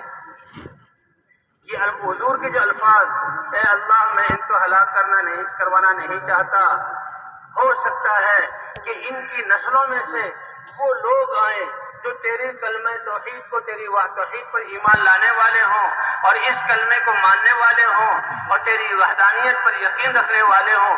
گویا ایک قسم کی سفارش ہو گئی ان کے لیے حضور صلی اللہ علیہ وسلم کی طرف سے، یعنی ان کو ہلاک نہ کیجیے. کیوں؟ آگے جو ایمان والے آئیں گے ان کی وجہ سے کہ اللہ ان کو اگر یہ ہلاک ہو گئے تو نسلیں ختم. یہ کتنے ارحم الراحمین ہیں حضور، رؤوف الرحیم ہے حضور صلی اللہ علیہ وسلم، کتنے شفیق ہیں انسانیت پر کہ سفارش کریں اللہ ان کو ہلاک نہ کیجیے. ہو سکتا ہے ان کی اگلی نسلوں میں وہ لوگ ہوں جو تیری توحید کے ڈنڈے کو دنیا میں گاڑنے والے ہوں. اور حضور کی اس دعا کو اللہ نے قبول کیا اور کیا فرمایا، اے اللہ اگر آپ راضی ہیں تو مجھے ان ساری تکلیفوں کی کوئی پرواہ نہیں، آپ کی رضا کا حاصل ہو جانا میرے لیے کافی ہے، اور اگر ایسی بات نہیں تو آپ کو راضی کرنا یہ سب سے ضروری چیز ہے. اور علماء فرماتے ہیں اسی کی بنا پر اللہ تعالیٰ نے حضور صلی اللہ علیہ وسلم کو معراج جیسا اعزاز بخشا. اور معراج کا خلاصہ کیا ہے کہ جو حضور صلی اللہ علیہ وسلم واپس تشریف لائے تو اللہ نے اس امت کے لیے نمازوں کا فریضہ جہاں عطا کیا. تو شروع میں جب حضور صلی اللہ علیہ وسلم جہاں تشریف لائے، آسمانوں سے آ رہے تھے تو 50 نمازیں اس امت کو دی تھی. 50 نمازیں، دن میں 24 گھنٹے ہوتے ہیں، 12 گھنٹے 10 گھنٹے 8 گھنٹے رات کے ہوتے ہیں، اور اس کے بالمقابل باقی 24 گھنٹوں میں سے وہ دن کے ہوتے ہیں، کام میں لگنے کے ہوتے ہیں، تو 50 نمازیں ہوں تو بتائیں دنیا میں لگنے کا کتنا وقت ملے گا؟ مسلمان نمازیں پڑھیں گے اور ان کے سارے کاموں کو کون بنائے گا؟ اللہ بنائے گا، کہ تم عبادت کے لیے پیدا کیے گئے، باقی دنیا کے سارے انتظامات کی ذمہ داری اللہ نے، ہاں آخرت کی ذمہ داری تم پر ہے، ایمان اور اعمال کا سرمایہ تم دنیا میں بناؤ، وہ ان کے ذمہ کیا۔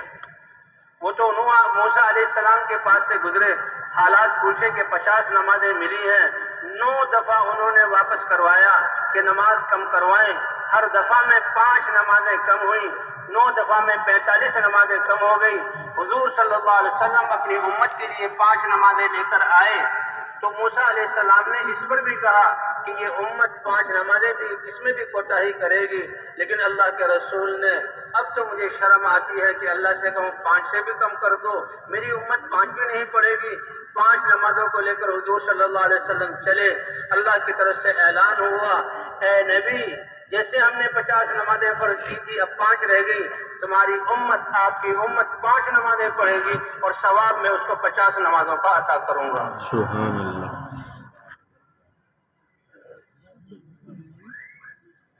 تو اصل تو مقصود نماز ہے، وہ عقبہ ابن عامر کا جو قصہ سنایا جا رہا تھا، مولانا یوسف صاحب رحمۃ اللہ علیہ فرماتے تھے کہ وضو جو وسیلہ ہے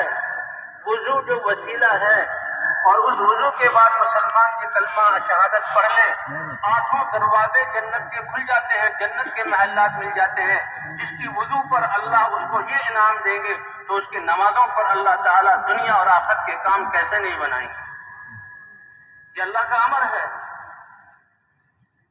اور فرمائیں ایمان کے بعد سب سے پہلے نماز فرض ہوئی، کیونکہ نماز ایک ایسی عبادت ہے، جیسے میں نے عرض کیا 5 دفعہ حالت جنگ میں بھی یہ معاف نہیں ہے، اور 5 دفعہ یہ نمازیں جہاں فرض ہوئی ہیں، 5 پڑھتا ہے۔ عبادات میں سے کہ حج کا تعلق مال کے ساتھ بھی ہے، انسان کی جسمانی مشقت کے ساتھ بھی ہے، زکوٰۃ کا تعلق مال کے ساتھ ہے، روزے میں عبادت ہے، اس کی دنیا کے کام کر سکتا ہے، لیکن نماز اتنا پیارا فرض ہے اللہ کا کہ اس میں تو سب کچھ چھوڑ کر آؤ اور دل کو خالص کر کے آؤ، اور اللہ کے سامنے کا اللہ اکبر کہہ کر دل بھی اللہ کی طرف متوجہ ہو، اور سارے اعضاء کو اللہ کے احکام کا پابند کر دو۔ اس لیے یہ مختصر ہے، 10 منٹ میں آدمی 2 فریضے بڑے اچھے طریقے سے پڑھ سکتا ہے کہ دل بھی اللہ کی طرف متوجہ اور سارے اعضاء بھی اللہ کی طرف، اللہ کے حکم کے پابند۔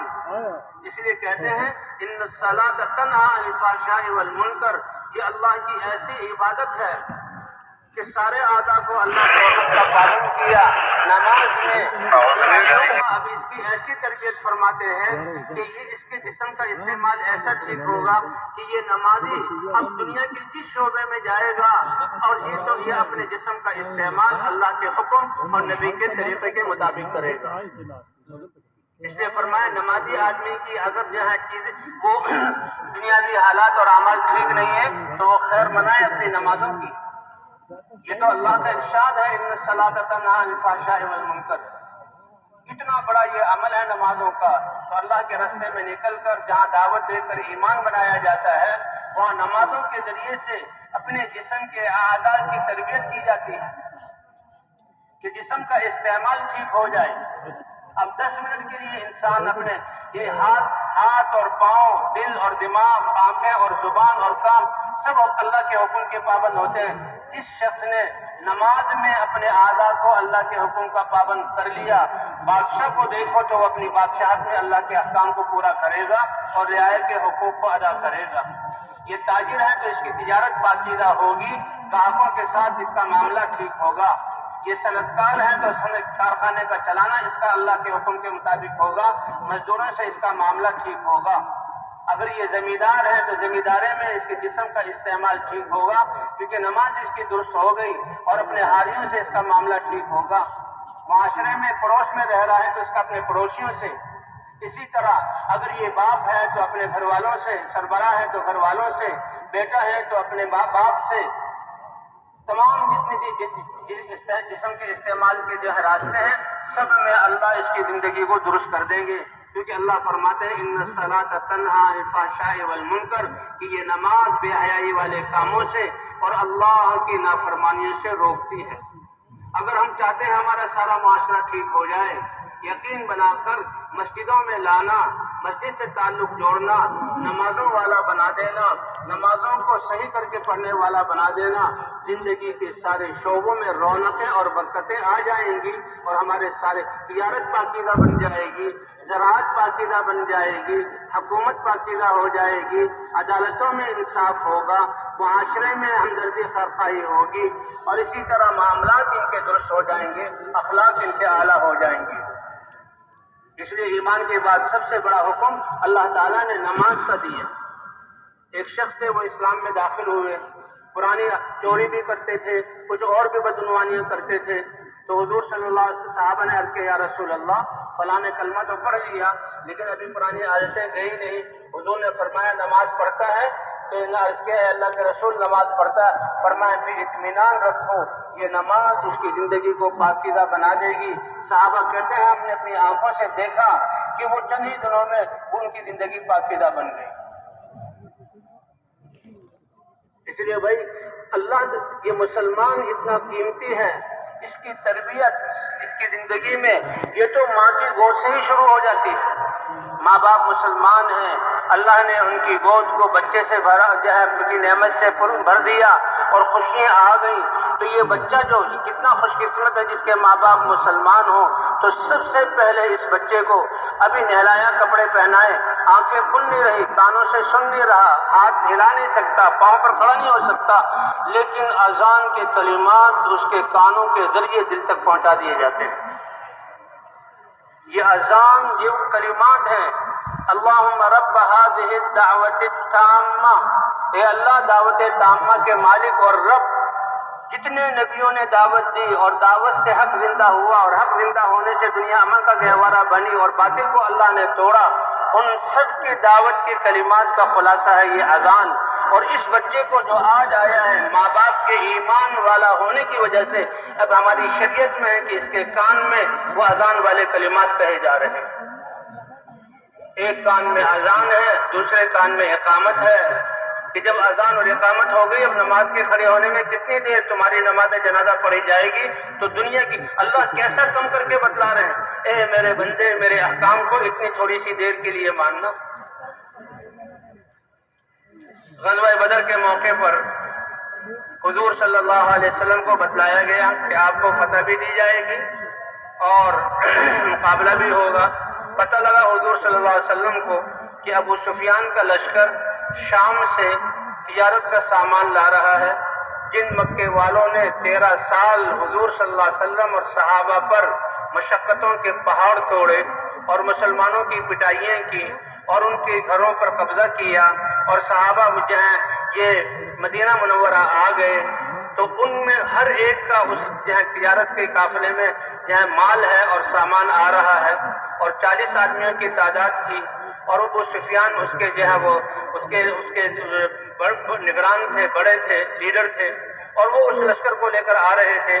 اللہ کے رسول کو بتایا گیا، اللہ کے رسول نے صحابہ سے کہا، 313 وہاں پر موجود تھے، کہ چلو اس قافلے کو آسانی سے ہم لے لیں گے، کیوں ان کے پاس ہتھیار ہیں، یہ ہتھیار اسلام کے خلاف استعمال ہوں گے، اور یہ وہ لوگ ہیں جنہوں نے ہمیں تکلیفیں دی 13 سال اور ہمارے مال پر قبضہ کیا، تو ہمارا حق بنتا ہے۔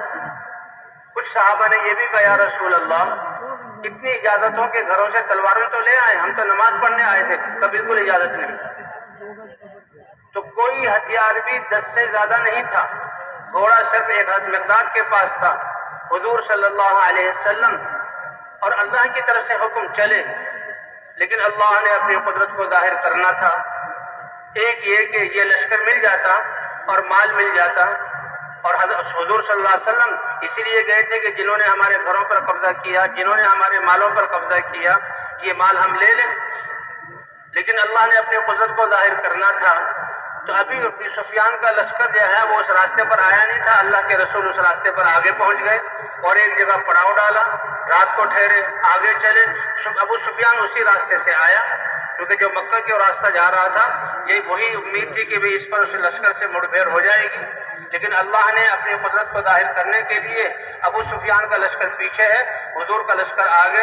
ابو سفیان جب وہاں پہنچا، کیونکہ ان کو خطرے کی بو تو محسوس ہو رہی تھی، اور انہوں نے جو مسلمانوں کو تکلیفیں دی تھی ان کے دل ڈرے ہوئے تھے، چور کی داڑھی میں تنکا، گھبرائے ہوئے تھے، اور خطرہ تھا کہ مسلمان ہمیں کہیں روک نہ لیں، تو وہ خطرے کی بو کو سونگ رہے تھے۔ اب انہوں نے دیکھا، فوراً ان کی زبان پر آیا، یہ تو محمد صلی اللہ علیہ وسلم اپنے لشکر کو لے کر نکلے ہیں۔ اور ابو سفیان اتنا ماہر تھا کہ وہاں اونٹ کی مینگنیاں پڑی ہوئی تھی، اونٹوں کی، اس نے ایک مینگنی کو لیا، توڑا تو اونٹوں کو کھجوروں کی گٹھلیاں کھلائی جاتی تھی، تو کھجور کی گٹھلی سے پہچان گیا کہ یہ مدینے کے باغات کی کھجور کی گٹھلی ہے، اور اس کا مطلب یہ ہے کہ حضور ہماری تلاش میں نکلے ہیں۔ اور یہ سب اللہ نے دکھلایا اپنی قدرت کو ظاہر کرنے کے لیے۔ اس نے اپنا راستہ بدلا اور رفتار تیز کی، اور ایک شخص کو پیسے دے کر اور جو بہت زیادہ انعام دے کر دوڑایا گھوڑے پر کہ مکے میں جا کر اعلان کرو کہ اپنے لشکر کو بچاؤ۔ مکے میں کوہرام مچ گیا، اور 1000 نوجوان مسلح ہو کر ان 313 نہتے صحابہ کے مقابلے کے لیے نکل پڑے، اور اللہ یہ سب دیکھ رہے ہیں، اللہ یہ سب دیکھ رہے ہیں۔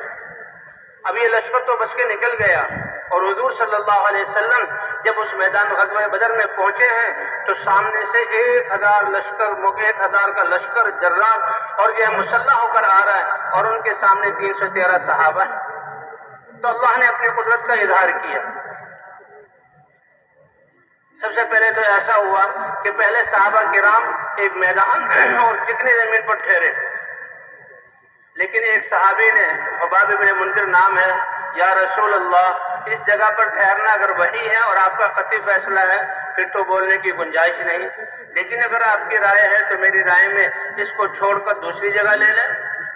تو حضور نے اپنی رائے بدل دی، بتلایا امت کو کہ مشورے میں قطعی امر نہ ہو تو مشورے سے رائے کو بدلا جا سکتا ہے۔ وہ جگہ بدلی تو خیر ہو گئی کہ اللہ سب سے پہلے اللہ نے جو مدد کی، بارش برسا دی۔ بارش کے برسنے سے چکنی جگہ تھی وہاں کیچڑ بن گیا، حرکت کرنا بھی مشکل ہو گیا، وہ کفار کے حصے میں آئی، اور جو ریتیلی جگہ تھی جہاں مسلمان تھے وہ ریت جم گئی، اور بارش کی وجہ سے مسلمانوں کی پیاس اور جانوروں کی وہ بھی دور ہو گئی۔ سب سے پہلے مدد تو اللہ نے یہ کی۔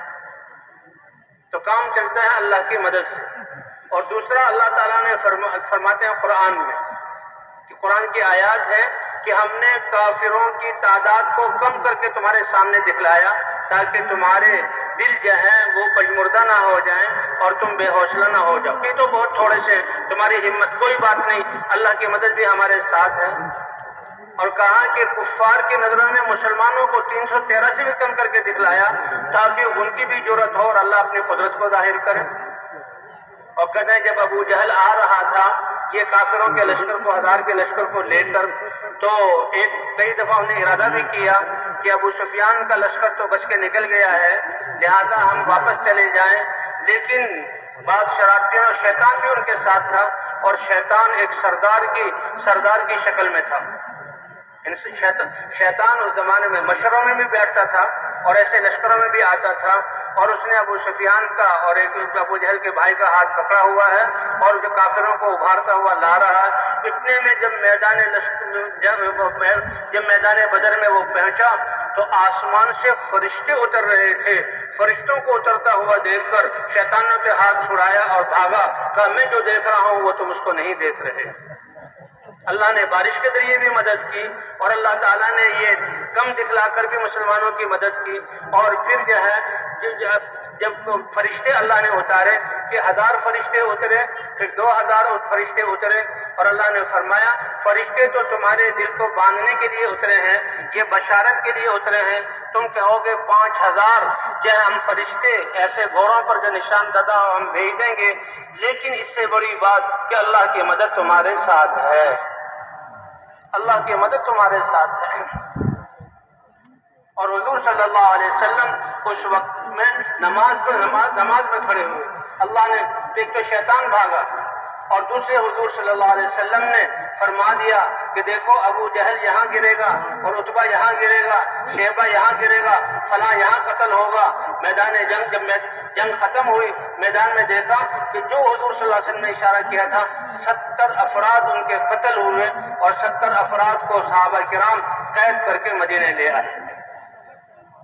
لیکن حضور صلی اللہ علیہ وسلم حضرت ابوبکر صدیق رضی اللہ تعالیٰ عنہ فرماتے ہیں کہ ہم نے حضور صلی اللہ علیہ وسلم کے لیے ایک سایہ دار جھونپڑا سا بنا دیا، آپ صلی اللہ علیہ وسلم نماز میں کھڑے ہو گئے، حالانکہ آپ اللہ کے رسول ہیں، دین کے لیے نکلے ہیں، اللہ کی مدد واضح ہے، لیکن پھر بھی آپ نماز میں، اور نماز میں آپ دعا کر رہے ہیں اور اللہ کے سامنے رو رہے ہیں، آنسو بہ رہے ہیں، آنسوؤں سے داڑھی مبارک تر ہوئی اور داڑھی سے آنسو گرتے ہوئے دامن تر ہوا، اور دامن تر ہو کر جہاں کھڑے ہوئے تھے وہاں بھی آنسو گرے، اتنے آنسو بہائے کہ وہاں کیچڑ بن گیا۔ اور حضرت ابوبکر صدیق رضی اللہ تعالیٰ عنہ ہے، اے اللہ کے رسول بس کیجئے، اللہ کی مدد آ گئی۔ اور صحابہ کرام جب مقابلہ ہوا تو 70 جو ہے کافر قتل ہوئے اور 70 کو قید کیا گیا۔ مدینہ منورہ میں منافقین اور مدینہ منورہ میں اہل باطل یہود وہ بڑے خوش تھے کہ اب تو مدینہ کی اینٹ سے اینٹ بچ جائے گی اور مسلمان بچیں گے نہیں، یا آئیں گے تو زخمی اور لٹے ہوئے جو ہے وہ آئیں گے۔ لیکن جن لوگوں نے آ کر بتایا، لوگوں مدینے والوں سن لو، اللہ نے اپنی رحمت سے مسلمانوں کو فتح عطا فرما دی۔ اب وہ باتیں جو مسلمانوں کی فتح کی بات لے کر آئے تو لوگ کہنے لگے شاید یہ اپنے قتل کا منظر دیکھ کر ان کی عقلیں خراب ہو گئی ہیں، یہ ہدیانی ایسے ہی بیکار باتیں کر رہے ہیں، یہ سٹیا گئے ہیں، یہ ٹھیک نہیں ہے، یہ تو ڈر اور خوف میں ایسی باتیں حقیقت کے بغیر کر رہے ہیں۔ لیکن پھر اللہ نے دکھایا کہ مسلمان فتح کے ساتھ 11 صحابہ شہید ہوئے، 70 کافر بڑے بڑے سردار ابو جہل بھی وہاں قتل ہوا، اور بھی بہت سارے وہاں قتل ہوئے، اور 70 کو جہاں قید کر کے لایا گیا، اور مدینے میں پھر اللہ نے اپنی قدرت کا اظہار کیا۔ تو کامیابی کے اسباب دل کے یقین کا ٹھیک ہونا اور ہمارے جسم کے استعمال کا ٹھیک ہونا، اللہ کے احکام یہ کامیابی کے اسباب ہیں، اور یہ سبب اللہ نے ہر ایک کو دیے، اور اسی پر کامیابی کے اسباب وہ ہیں جو احکام حضرات انبیاء کرام لائے تھے۔ کامیابی کا اسباب وہ جو ابراہیم علیہ السلام کے پاس تھے، اور نمرود کے پاس بادشاہت تھی، بادشاہت ہوتے ہوئے اللہ نے جو ہے اس کو ناکام کیا۔ فرعون کو بادشاہ ہوتے ہوئے اللہ نے بحر اردن میں ڈبویا۔ قارون کا اس کے پاس یہ نہیں کہ اس کو معذور کر دیا گیا تھا، جیل میں ڈال دیا گیا تھا، اس کے ہاتھ میں کچھ نہیں رہا، اب تو تھا وہ ایک کام، نہیں، ان اسباب میں، کیونکہ ان اسباب میں اللہ نے کامیابی رکھی نہیں ہے۔ ان کے مقابلے میں جو انبیاء تھے ان کے ساتھ یہ نہیں کہ ان کے پاس دنیا کی کوئی حیثیت نہیں، اس لیے اس کا ہونا نہ ہونا برابر ہے، ان کے ساتھ سب سے بڑی دولت اللہ کی مدد ساتھ تھی، اور اللہ کی مدد کی وجہ ان کا ایمان اور اعمال اور یہ دعوت والے کام تھے۔ وَمَن نَّصْرُ إِلَّا مِنْ عِندِ اللَّهِ، یہ مدد کس کی طرف سے اترتی ہے؟ اللہ کی طرف سے اترتی ہے۔ اس لیے ابراہیم علیہ السلام وہ اللہ کے نبی ہیں، اللہ کی نصرت ان کے ساتھ ہے، سب سے بڑی طاقت ان کے ساتھ ہے، اور ان کے مقابلے میں نمرود، موسیٰ علیہ السلام، اللہ کی مدد ان کے ساتھ ہے، وہ بے سہارا نہیں ہے۔ یہ تو دنیا کے اسباب ہیں جن کو ہم جائز ذریعہ سمجھتے ہیں، ان کی کوئی حیثیت نہیں، یہ تو بے جان ہے، ان سے وہ ہوگا جو اللہ چاہیں گے، اور یہی حضرات انبیاء کرام کی دعوت تھی۔ لا الہ الا اللہ کی دعوت کے ذریعے پہلے یقین کو درست کیا جاتا تھا، اور لا الہ الا اللہ کے ذریعے اللہ کی محبت کو غالب کیا جاتا، اللہ کی محبت ساری محبتوں پر غالب ہو جاتی، اور ایمان سے استعداد پیدا ہوتی ہے اللہ کے احکام کی، اور طلب پیدا ہوتی ہے اللہ کے احکام کی، اور یقین پیدا ہوتا ہے کہ کامیابی اللہ کے احکام کو پورا کرنے میں ہے۔ اللہ اپنا دین اتارتے تھے، اور حضرات انبیاء کرام دعوت کے ساتھ ساتھ اپنی امتوں کو وہ دین سکھاتے تھے۔ جب یہ حق دین کچھ لوگوں کی ذات میں وجود میں آ جاتا، پھر اللہ باطل کو ختم کر کے زمین کا وارث ایمان والوں کو بناتے تھے، اور اللہ کا یہ وعدہ ہے، وعد اللہ الذین آمنوا منکم وعملوا الصالحات ليستخلفنهم فی الارض، کہ تم میں سے جو ایمان اور اعمال والے ہوں گے، جن کے پاس یہ دولت ہوگی، اللہ کا وعدہ ہے ساری دنیا والے بادشاہوں سے بادشاہتیں لے کر اور سیٹوں والوں سے سیٹ لے کر اللہ ایمان اور اعمال والوں کو خلافت عطا فرمائیں گے، جیسے پیچھے جو ہیں ایمان اور اعمال والوں کو اللہ نے خلافت عطا فرمائی ہے۔ تو اس طرح حضرات انبیاء کرام جب کلمے کی دعوت دیتے تھے ایمان بنتا تھا، پھر اللہ کا دین اترتا اور دین پر لوگ عمل کرنے والے بنتے۔ اللہ تعالیٰ باطل کے خلاف فیصلہ فرما کر کتنی قوموں کو اللہ نے مٹایا ان حق والوں کے موجود ہونے کی صورت میں، اور قوموں کا نام و نشان مٹ گیا، ایمان والوں کو وارث بنایا اور آگے ان کی نسلیں چلی۔ لیکن جب نبی چلے جاتے اور محنت چھوٹ جاتی تو پھر انسانیت الٹے پاؤں لوٹتی، اللہ پاک کسی قوم کو ہلاک نہ کرتے، پھر دوسرا نبی بھیجتے۔ 1,24,000 انبیاء کرام آئے اور ہوتے ہوتے سب سے آخر میں اللہ نے نبیوں کے سردار اپنے حبیب حضرت محمد صلی اللہ علیہ وسلم کو اسی کلمے کی دعوت اور پورا ضابطہ حیات اور وہ اعمال جس سے انسان دنیا آخرت میں کامیاب ہو، یہ دین دے کر بھیجا۔ اس لیے کہ حضرت عیسیٰ علیہ السلام کے بعد حضور صلی اللہ علیہ وسلم تک کوئی قابل ذکر نبی نہیں اس کا ذکر آتا۔ یہ 650 سال کا فاصلہ تھا، انسانیت دین سے بہت ہٹ چکی تھی۔ آپ کے دور کو جاہلیت کا دور کہا جاتا ہے۔ اللہ نے ساری کائنات پر رحمت کرنے کا ارادہ کیا اور اللہ نے انسانوں پر احسان کرنے کا ارادہ کیا، تو حضرت محمد صلی اللہ علیہ وسلم کو اسی کلمے کی دعوت دے کر دنیا کی طرف بھیجا اور اپنا دین قرآن اور احکام کی صورت میں حضور صلی اللہ علیہ وسلم پر اتارا۔ لقد من اللہ علی المؤمنین اذ بعث فیہم رسولا من انفسهم يتلو عليهم آياته ويزكيهم ويعلمهم الكتاب والحکمہ وإن كانوا من قبل لفی ضلال مبین۔ اللہ احسان جتلا رہے ہیں، یہ احسان تو سارے کائنات اور سارے انسانوں پر ہے، لیکن ایمان والوں نے نفع اٹھایا تو ان کی عظمت کو ظاہر کرنے کے لیے اللہ نے ان کا ذکر قرآن پاک میں کیا۔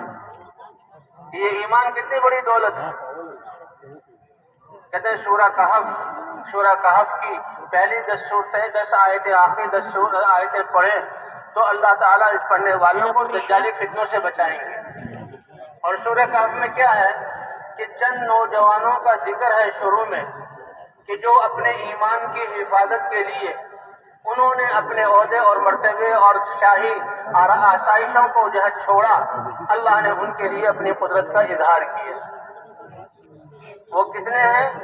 6 تھے اصل، اور یہ شاہی خاندان سے وزراؤں کے بیٹے تھے، شاہی محلات میں رہتے تھے اور تعلیم میں یہ بہت اچھے سمجھدار تھے۔ بادشاہ نے ان کو چنا تھا اور ان کو بڑے بڑے عہدے دینے کی کوشش کی، لیکن یہ جب اب جاتے تھے پڑھنے کے لیے تو راستے میں اہل اللہ اہل علم ان کو ملتے تھے اور وہ اللہ کی وحدانیت کو بتلاتے تھے، تو ان کا علم ان کے دل میں گہرائی کر گیا۔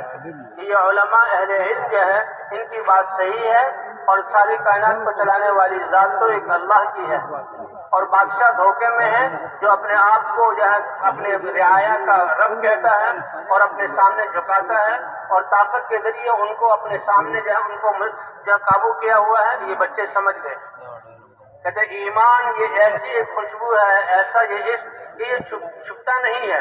بادشاہ کو احساس ہو گیا کیونکہ سارے عوام، سارے فوجی، سارے انجینئر، سارے ڈاکٹر، سارے تاجر وہ تو بادشاہ کے سامنے جھکتے ہیں کہ ہمارے کرتا دھرتا تو یہ بادشاہ ہے، لیکن ان جوانوں کی پیشانی اور ان کے تیوروں کو دیکھا بادشاہ سمجھ گیا، حتیٰ کہ اس کو پتہ لگ گیا کہ یہ تو مجھے مانتے نہیں۔ تو بادشاہ نے ان کو بلایا اور پہلے ان کو سمجھانے کی کوشش کی کہ دیکھو میں بادشاہ ہوں اور میری یہ قوت ہے، میری یہ سلطنت ہے، میری یہ حکومت ہے۔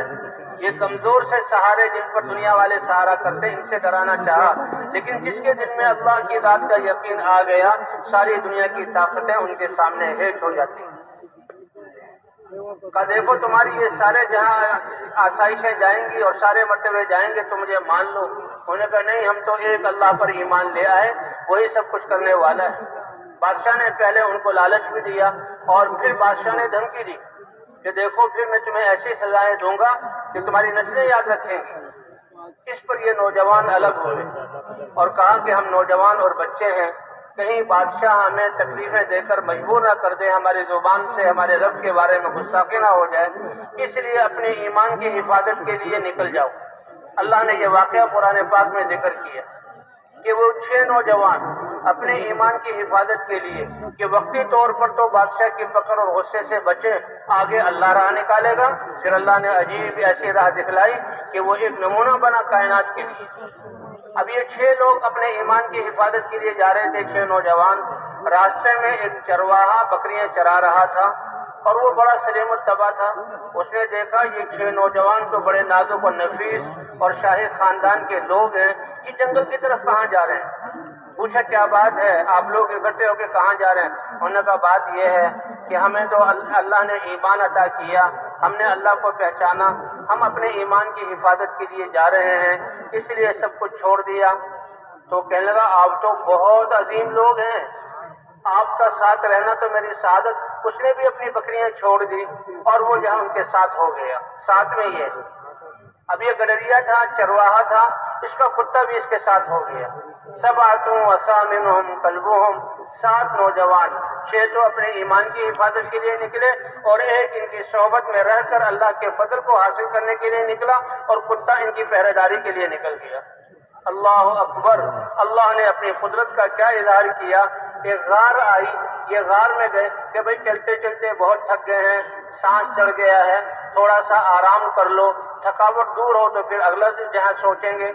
تو وہ کہتے ساتھ وہ کتا ان کا غار کے منہ پر بیٹھ گیا جیسے پہرے کے لیے بیٹھتا ہے۔ وَكَلْبُهُمْ بَاسِطٌ ذِرَاعَيْهِ بِالْوَصِيدِ، غار کے منہ پر ایسے ہاتھ کھڑے کر کے بیٹھ گیا، اور یہ 7 سوئے۔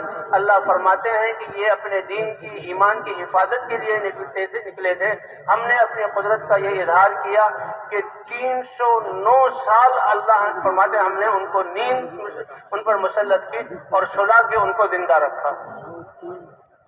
وَنُقَلِّبُهُمْ ذَاتَ الْيَمِينِ وَذَاتَ الشِّمَالِ، یہ لوگ جو اپنے ایمان کی حفاظت کے لیے نکلے تھے اور زمین پر سوئے ہوئے تھے، زمین کھاتی ہے جسم کو، اللہ فرماتے ہیں ہم اپنی قدرت سے ان کی کروٹوں کو دائیں اور بائیں بدلتے تھے۔ اور وہ غار کا منہ تھا، یہ اندر سوئے ہوئے تھے، سورج نکلتے ہوئے اس کی کرنیں اندر آتی تھی۔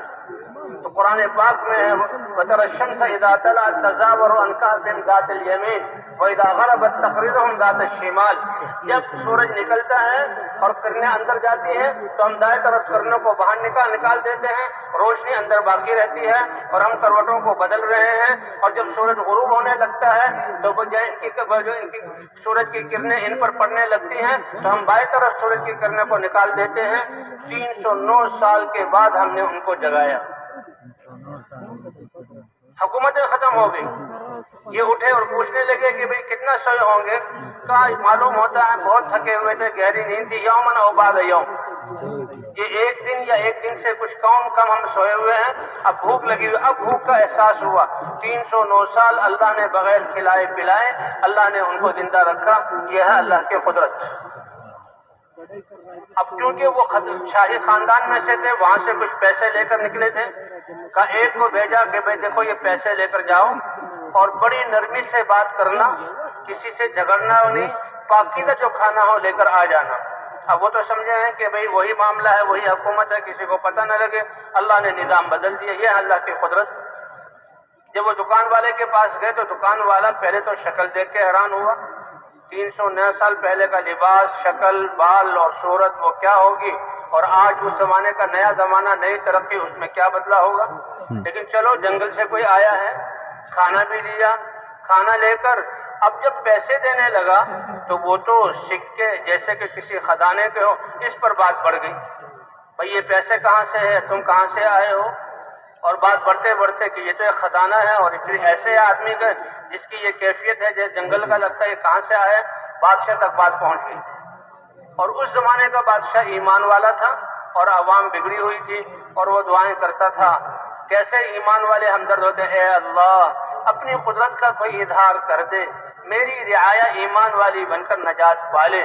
تو اللہ نے اپنی قدرت کا اظہار کیا کہ اس بادشاہ کے زمانے میں جو انصاف والا، اللہ کے اطاعت والا تھا، ان کو 309 سال سلا کر اس زمانے میں ان کو جگا کر اپنی قدرت کا اظہار کیا۔ اللہ پہلے بھی جگا سکتے تھے، یہ اللہ اپنے بندوں کی کیسے قدردانی کرتے ہیں۔ بادشاہ، اب اس کو بادشاہ کے پاس لے جایا گیا، بادشاہ بھی حیران ہوا، اور پھر اس نے بتایا ہم تو 7 نوجوان تھے، 6 تھے، 7 میں مل گئے، ہم نکلے تھے۔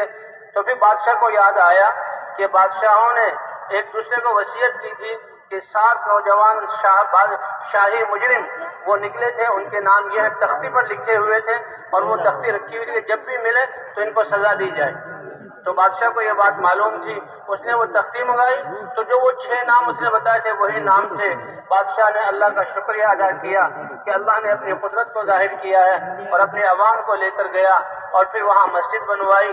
تو یہ ہے، اور پھر یہ علماء فرماتے ہیں کہ دیکھیں یہ کتا چرواہا تو صرف ان کی صحبت میں رہا، اللہ نے اس کے لیے بھی اپنی قدرت کا اظہار کیا، اور یہ جو کتا ایک جانور تھا اس کا ذکر بھی اللہ نے قرآن پاک میں کیا۔ وَقَلْبُهُمْ بَاسِطٌ ذِرَاعَيْهِ بِالْوَسِيدِ ایک دفعہ یہ ذکر کیا، اور جو ہے ثَلَاثَةٌ رَابِعُهُمْ كَلْبُهُمْ وَخَمْسَةٌ سَادِسُهُمْ كَلْبُهُمْ سَبْعَةٌ وَثَامِنُهُمْ 3 دفعہ وہاں پر اللہ نے تذکرہ کیا، اس کتے کا بھی ذکر کیا جو ایمان والوں کی صحبت میں چلا۔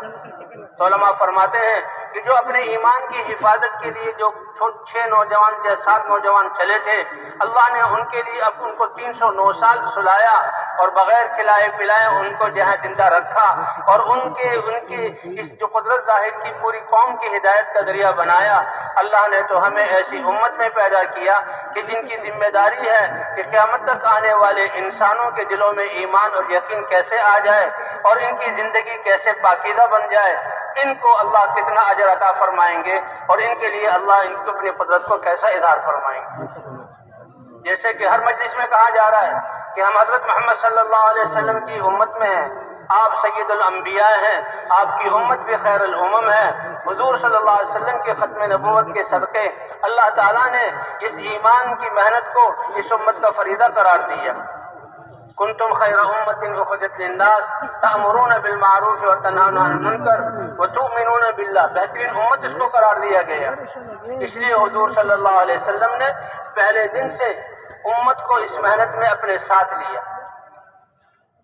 ایمان کا حکم آیا، ایمان کی آپ دعوت دے رہے ہیں، اور جو ایمان قبول کرتا ہے وہ فوراً اس کی دعوت کو شروع کرتا ہے۔ اس لیے حضور صلی اللہ علیہ وسلم کے ساتھ جو ایمان صحابہ کی سیرت بیان ہے، ہر ایک دعوت کو لے کر کھڑا، مرد بھی عورت بھی۔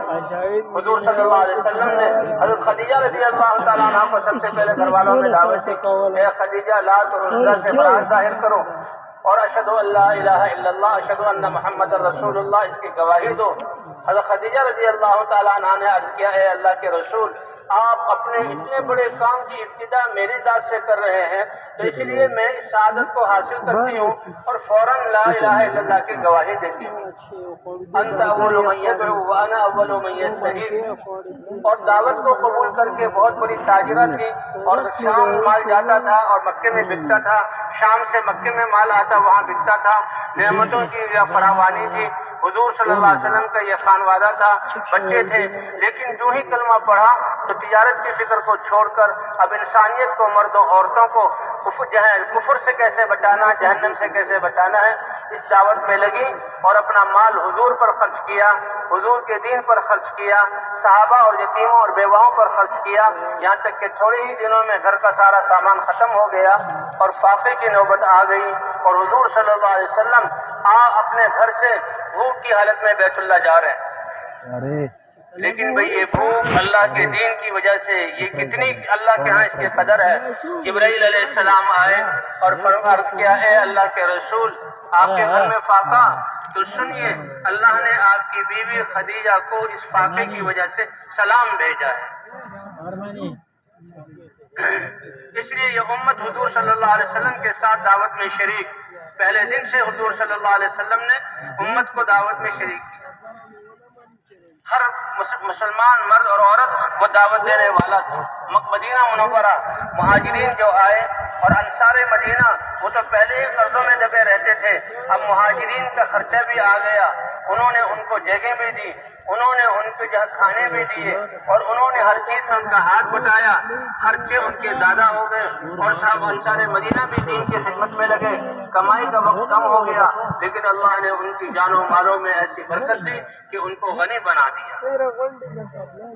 اور 10 سال کی مدینہ منورہ کی زندگی میں حضور نے صحابہ کو اپنے گھروں کو مرتب کرنے اور گھروں کو بنانے کے لیے نہیں چھوڑا، بلکہ 100 سفر صحابہ سے کروائے ہیں۔ اس زمانے کے سفر کہ صحابہ کرام اس دین کی محنت کو لے کر نکلتے تھے.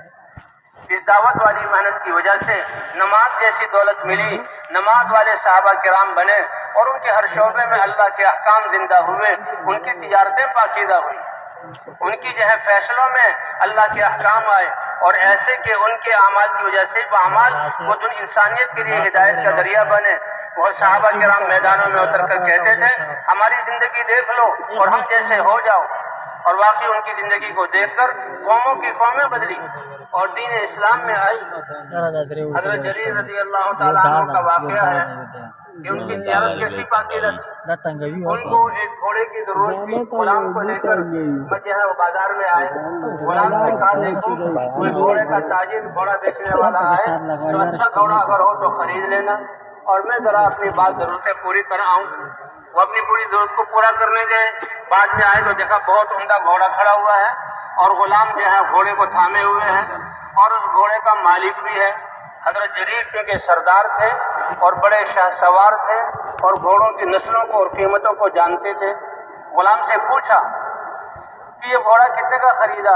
کہ 400 درہم کا، 400 چاندی کے سکوں کا خریدا ہے. حضرت جریر سمجھ گئے کہ اس کے مالک کو اس گھوڑے کی قیمت معلوم نہیں، یہ تو سادہ آدمی ہے 400 میں بیچ رہا ہے. اب بات بیٹی بڑے خوش ہو جاتے اور اپنے غلام کو بڑی شاباش دیتے اور بالکل یہ جائز سودا ہے، مالک اپنی خوشی سے بیچ رہا ہے، کوئی اس میں خرابی نہیں. لیکن اللہ اکبر کیا دل کے جذبات تھے. وہ اس مالک سے کہتے ہیں ارے بھائی 400 کا تو نہیں ہے گھوڑا. وہ سمجھا شاید کم کرائیں گے، وہ بھی تیار ہو گیا ہو کہ شاید کچھ کم کر دیں گے. نہیں، کیا تم 500 کا بیچو گے؟ وہ حیران ہو گیا کہ یہ کیا بات کہ خریدنے والا 100 درہم اور زیادہ. وہ کہنے لگا جی تو 400 میں تیار تھا، 500 میں لے لیجیے. کہ نہیں بھائی نہیں، 500 میں نہیں، میں اس کو 600 میں لوں گا. وہ 600 پر تیار ہوا. ابے بھائی 600 پہ تیار ہو گئے، میں تمہیں 700 دوں گا. 700 پہ تیار ہو گیا تو 800 پر اس کو راضی کیا اور 800 درہم اس کو دیے اور فرمایا کہ ہم نے اسلام پر حضور سے بیعت کی تھی اور ہم نے انسانوں کی ہمدردی خیر خواہی پر بیعت کی تھی. اس بیچنے یہ دیہات کا آدمی ہے، اس کی خیر خواہی یہ ہے کہ اس کا گھوڑا 800 درہم کا ہے تو میں اس کو 800 درہم عطا کروں. ایسی پاکیزہ تجارت ان کی بنی، ایسی پاکیزہ تجارت ان کی بنی. ان کی زندگی میں جو ہے اللہ کا دین زندہ ہوا. حضرت علی رضی اللہ تعالیٰ عنہ کے بارے میں آتا ہے کہ حضرت علی رضی اللہ تعالیٰ بازار سے گزر رہے تھے، ایک یہودی کے پاس ایک زرہ دیکھی، فوراً یاد آ گیا یہ تو میری وہ زرہ ہے جو بہت پہلے گم گئی تھی، تو یہ یہودی کے پاس ہے. اور واقعی اس یہودی نے چوری کی تھی. حضور صلی اللہ علیہ وسلم حضرت علی رضی اللہ تعالیٰ سامنے آ گئے کہ بھائی یہ زرہ تو میری زرہ ہے اور وہ امیر المومنین ہے. حضرت علی یہ ان کی امارت کا زمانہ ہے، یہ نہیں کہ میں سچا ہوں، میری زرہ ہے، مجھے پتہ ہے اور حق ہے میں لے لوں. اس نے کہا نہیں جناب یہ زرہ میری ہے، میں قبضے والا ہوں.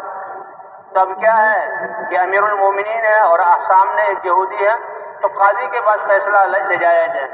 قاضی شریح جو حضرت علی رضی اللہ تعالیٰ عنہ کے مقرر کردہ قاضی تھے، وہ قاضی تھے، ان کے سامنے فیصلہ لے جایا گیا.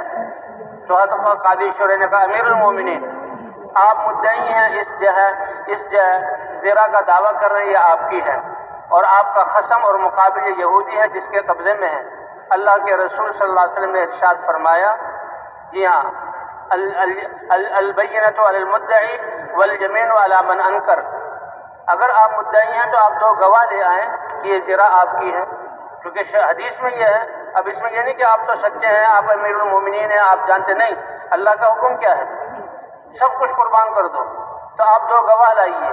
حضرت علی رضی اللہ تعالیٰ نے کیا اے شریح انہی کا بنائے ہوئے قاضی، میرے 2 گواہ ہیں میرے پاس. ایک گواہ جو ہے وہ میرا آزاد کردہ غلام قمبر ہے اور دوسرا جو ہے میرا گواہ جو ہے میرے بیٹے حسن یا حسین، ان دونوں میں سے کوئی ایک ہے.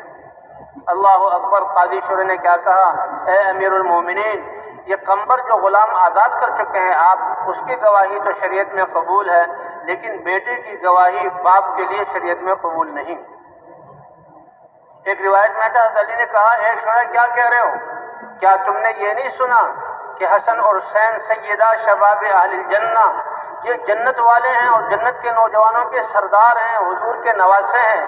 کہا نہیں، شریعت کا حکم یہ ہے کہ بیٹا جو بھی ہو باپ کے لیے گواہی دے، قبول نہیں۔ حضرت علی نے کہا ٹھیک ہے، جو اللہ کا حکم ہے، اللہ کے رسول کا سر آنکھوں پر، اور جب میں گواہ پورے نہیں کر سکا تو یہ فیصلہ کا فیصلہ اس یہودی کے لیے ہے۔ یہ یہودی سارا ماجرا دیکھ رہا تھا، یہ منظر امیر المومنین ان کا کیا جہاں بنایا ہوا قاضی، اور پھر یہ فیصلہ جو شریعت کے احکام، حق کچھ اور ہے لیکن فیصلہ جو شریعت کے احکام اس کے مطابق، تو وہ فوراً کہنے لگا اشہد ان لا الہ الا اللہ واشہد ان محمدً عبدہ ورسولہ۔ اگر ایسے انصاف والا فیصلہ ہے اور اللہ کے جو احکام ہیں اس کے ایسی تدبیر تو میں ایمان لاتا ہوں۔ اور کہا اے علی، واقعی یہ زرہ تم سے گر گئی تھی اور میں نے اس کو چھپا لیا تھا، یہ زرہ تمہاری زرہ ہے، اب میں سچ بتاتا ہوں اور میں مسلمان ہو گیا ہوں۔ جب مسلمان ہوئے حضرت علی نے اس کو گلے لگایا اور کہا جب اب تم مسلمان ہو گئے تو ہمارے بھائی ہو، یہ زرہ بھی تمہیں ہدیہ کرتا ہوں اور اس زرہ کے ساتھ ایک گھوڑا بھی تمہیں عطا کرتا ہوں۔ تو بھئی ایسے معاشرہ اور ایسے احکام اور ایسے انصاف اسلام کا کہ مسلمان ان احکام پر آ جائیں تو ان کی زندگی ہدایت کا ذریعہ بن جائے۔ حضور صلی اللہ علیہ وسلم والے اخلاق، ایک اہل کتاب میں سے ایک شخص آیا اور اس نے دیکھا حضور صلی اللہ علیہ وسلم کو پیسوں کی کوئی ضرورت ہے، حضور صلی اللہ علیہ وسلم کو کچھ چیز جہاں دے دیا، کھجوریں دی یا کھجوریں شاید دی، اور وقت مقرر ہو گیا کہ اتنے عرصے کے بعد آپ یہ کھجوریں مجھے واپس کر دیں گے۔ حضور نے فرمایا ٹھیک ہے، لیکن ابھی وہ وقت پورا آیا نہیں تھا، وہ جو مدت تھی وہ پوری گزری نہیں، وہ وقت آیا نہیں تھا کہ وہ آ گیا، اور حضور صلی اللہ علیہ وسلم کے ساتھ جھگڑنے لگا اور آپ کے بارے میں تم جو ہے آل عبد المطلب ہو، ہمیشہ ٹال مٹول کرتے ہو، حق والوں کا حق ادا نہیں کرتے، ایسی باتیں کہنے لگا۔ حضرت عمر رضی اللہ تعالیٰ عنہ کی تو آنکھیں گھوم گئی اور غصے میں آئے، یا رسول اللہ اجازت دیجیے اس کی گردن اڑا دو۔ حضور صلی اللہ علیہ وسلم نے فرمایا اے عمر ایسا نہیں، یہ حق والا ہے اور حق والے کو بات کرنے کی گنجائش ہے، تم مجھ سے یہ کہو اے اللہ کے رسول اس کا جو قرضہ ہے اس کو ادا کر دیجئے، ہاں اس کو اتنا کہہ سکتے ہو او بھائی مانگنے میں ذرا تہذیب والا طریقہ اختیار کرو، اے جاؤ عمر یہ جو ہے یہ اس کی جاؤ اپنے وہاں جو خزانہ ہے اس میں سے جو اس کا حق ہے وہ بھی ادا کرو اور کچھ اس کو زائد بھی کھجوریں دے دو، یہ تم نے جو غصے سے اس کو ڈانٹا ہے اس ڈانٹ کے بدلے میں یہ زائد دے دو۔ یہ فیصلہ جو حضور کا سنا تو وہ فوراً اس نے کہا اشہد ان لا الہ الا اللہ واشہد ان محمدً عبدہ ورسولہ۔ فرمایا میں نے آپ کی شکل دیکھ کر، آپ کے سارے احکام معاملات دیکھ کر یقین تھا کہ آپ اللہ کے رسول ہیں، لیکن دو باتیں تھیں کہ وہ میں دیکھنا چاہتا تھا کہ اگلا جتنی جہالت والا معاملہ کرے گا اور گستاخی والا معاملہ کرے گا، آپ کا حلم بردباری اور آپ کا درگزر اتنا ہی زیادہ ہوتا چلا جائے گا، وہ میں نے دیکھ لیا ہے۔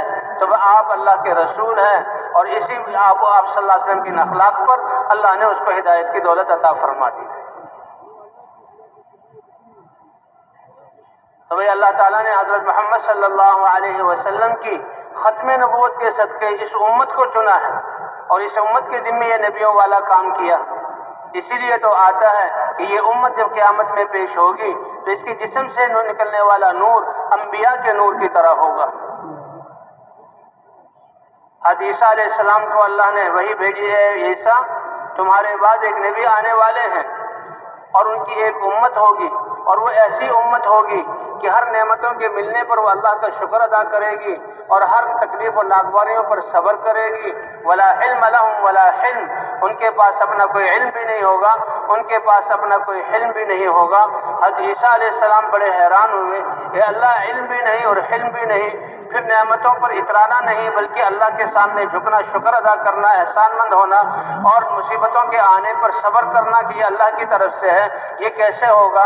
تو حضرت اللہ تعالیٰ نے فرمایا عیسیٰ وہ امت اتنی پیاری ہوگی کہ ان کو اپنے علم میں سے میں علم عطا کروں گا اور اپنے حلم میں سے ان کو میں حلم عطا کروں گا۔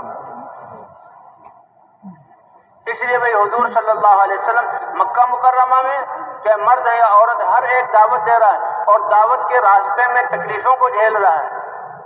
حضرت بلال کو کیسے تکلیفیں دی گئیں، حضرت خباب کو کیسے تکلیفیں دی گئیں، ہر زندیدہ کو کیسے پیٹا گیا، سمیہ نے شہادت حاصل کی، اور مدینہ منورہ میں آ کر انصار اور مہاجرین سب کے سب اللہ کے راستے میں نکل رہے ہیں، اور اللہ تعالیٰ نے حضور صلی اللہ علیہ وسلم نے 100 سفر اس دین کے پیغام کو پہنچانے کے کروائے، اور حضور صحابہ کے لیے سب سے بڑی قربانی مدینے جیسے شہر کو چھوڑنا، مسجد نبوی کی نمازوں کو چھوڑنا، آپ صلی اللہ علیہ وسلم کے دیدار کو چھوڑنا، اس کو قربان کرنا، اور حضور پر جو علم اتر رہا ہے اس کو قربان کرنا، تاکہ انسانیت کو جہنم سے نجات مل جائے۔ یہ اتنا بڑا امر ہے اللہ کے ہاں کہ صحابہ کرام نے ان ساری چیزوں کو چھوڑا تاکہ انسانیت جو ہے جہنم سے بچ جائے۔ اور اللہ نے قرآن پاک میں اتارا، رجال صدقوا ما عاهدوا الله عليه فمنهم من قضى نحبه ومنهم من ينتظر۔ صحابہ کو کامل مرد اللہ گواہی دے رہے ہیں، اللہ یہ اعزاز دے رہے ہیں، اللہ یہ انعام ان کو عطا فرما رہے ہیں، اور اللہ بتا رہے ہیں کہ دیکھو جو انہوں نے اللہ سے وعدہ کیا تھا، اے اللہ ہم تیرے بندے ہیں، ہماری جان اور مال اور صلاحیتیں تیری رضا اور تیرے دین کو زندہ کرنے کے لیے لگیں گی۔ اللہ کہہ رہے ہیں انہوں نے اپنے اس وعدے کو پورا کر دکھایا، اور حتیٰ کہ اپنی جانوں کو اللہ اپنے راستے میں قربان کر دیا، اور جو باقی ہیں وہ بھی اسی انتظار میں ہیں کہ اے اللہ ہماری جانیں کب تیرے راستے میں جہاں قبول ہوں گی۔ فَمِنْهُمْ مَنْ قَضَى نَحْبَهُ وَمِنْهُمْ مَنْ يَنْتَظِرُ۔ تو مدینے جیسے حضور جیسی ہستی کو، اور جو حضور پر علم اتر رہا ہے حضور سے براہ راست لے کر اور امت تک پہنچانا، اس چیز کو چھوڑا امت کی ہدایت کے لیے۔ اسی لیے اللہ تعالیٰ نے پھر ان کے لیے اپنی رضا کا کہ اللہ ان سے راضی ہو گیا، اور جو بھی ان کے راستے پر چلے گا اللہ ان کو بھی اپنی رضا عطا فرما دیں گے۔ بھائی یہاں مجلس میں جمع ہونے کا مقصد اور ان سارے بیانات کا مقصد کہ مسلمان اپنی حیثیت کو پہچانے، اپنی ذمہ داری کو پہچانے، اللہ کے انعامات اور وعدوں کو پہچانے۔ اللہ نے ہمیں ایمان عطا کیا، حضرت محمد صلی اللہ علیہ وسلم جیسے نبی عطا کیے، اور دین اسلام جیسا دین عطا کر کے اس دین کو ساری انسانیت تک پہنچانے کی ذمہ داری عطا کی۔ آپ صلی اللہ علیہ وسلم نے فرمایا، انا حظکم من النبیین۔ قیامت میں جو نسبت چلے گی ملکوں کی، زبانوں کی، علاقوں کی، بادشاہتوں کی، قبائل کی نہیں، قیامت میں ساری نسبتیں ختم۔ قیامت میں نسبت کون اللہ کا بندہ ہے اور کون کس امت میں ہے۔ فرمایا سارے انبیاء کی امتیں ان کے ساتھ ہوں گی، اور اے میرے امتی تم کتنے خوش قسمت ہو، تمہاری نسبت حضرت محمد صلی اللہ علیہ وسلم کے ساتھ ہوگی۔ انا حظکم من النبیین، میں نصیبہ ہوں تمہارا، کیونکہ حضور صلی اللہ علیہ وسلم سید الانبیاء، اللہ کے حبیب حضرت محمد صلی اللہ علیہ وسلم سرور کائنات، کہاں ہیں ان کی امت؟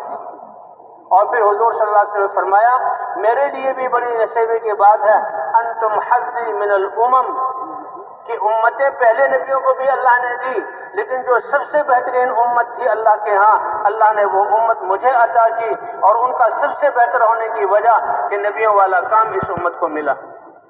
اللہ کے رسول بھی فخر فرما رہے ہیں، اور اللہ بھی کہہ رہے ہیں کنتم خیر امت اخرجت للناس، تم بہترین امت ہو، سارے انسانوں کی نفع رسانی کے لیے نکالے گئے ہو۔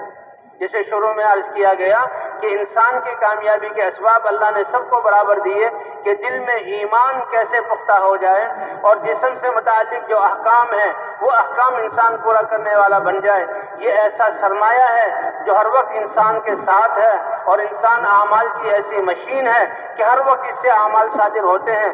دعاؤں کی قوت اور نمازوں کی قوت سے آسمانوں سے ان کے لیے فرشتے اتریں گے، اور ان کی دعاؤں پر بادل آ کر بارشیں برسائیں گے، ان کی دعاؤں پر اللہ فرشتوں کو اتاریں گے، اور ان کی دعاؤں پر اللہ اپنی قدرت سے ان کے کاموں کو بنائیں گے۔ اللہ تعالیٰ نے ہمیں، اور یہ پھر ایسا سرمایہ ہے ہر وقت انسان کے ساتھ ہے، اور پھر یہ ایسی مشین ہے ہر وقت ایک وقت میں کتنے اعمال یہ کر سکتا ہے۔ نہ کوئی چور اس پہ چوری کر سکتا ہے، نہ کوئی ڈاکو اس پہ ڈاکہ ڈال سکتا ہے، نہ کوئی امیگریشن والے اس کو روک سکتے ہیں، حتیٰ کہ قبر میں بھی یہ اعمال ساتھ جائیں گے، اور میدان حشر میں بھی یہ اعمال ساتھ ہوں گے، اور اس کے اعمال کے نور کی وجہ سے قیامت والے پہچانیں گے کہ یہ جو ہے یہ ذکر والے لوگ ہیں، اور یہ جو ہے نمازوں والے لوگ ہیں، اور اس امت کا نور نبیوں کے نور کی طرح ہوگا کہ یہ حضرت محمد صلی اللہ علیہ وسلم کی امت ہے، اور یہ تو انسانیت کو دعوت دینے والے یہ لوگ ہیں۔ یہ حضور نے فرمایا کہ خیر امت جو اللہ نے بنائی وہ مجھے عطا فرمائی، یہ میرا نصیبہ ہے۔ اور حضرت عمر رضی اللہ تعالیٰ عنہ نے فرمایا کہ دیکھو اللہ نے اس میں خیر امت کا لقب ہمیں عطا کیا، اس کے لیے ایک شرط لگائی ہے، جو اس شرط کو پورا کرے گا وہ اس لقب سے ملقب ہو کر اس سرفرازی کو حاصل کرے گا کہ تم سب بہترین امت اور ساری انسانیت کے لیے نکالے گئے، تم نیکی کا حکم کرتے ہو، برائیوں سے روکتے ہو۔ تو اس لیے حضور صلی اللہ علیہ وسلم نے بھی کہ اللہ کے راستے میں نکلنے کے فضائل، ایک دفعہ صحابہ رات کے وقت جو حضور صلی اللہ علیہ وسلم نے تشکیل کی تو صحابہ پوچھنے لگے یا رسول اللہ، اس زمانے کے اندھیرے، اس زمانے کے راستے نشو فراز والے، اس زمانے کے راستوں کے خطرات کہ سورج جو نکلے کچھ روشنی ہو جائے، چاند نہ ہو جائے تو نکلے، یا رسول اللہ ہم راتوں ہی کو اللہ کے راستے میں نکل جائیں یا ہم صبح کو نکلے؟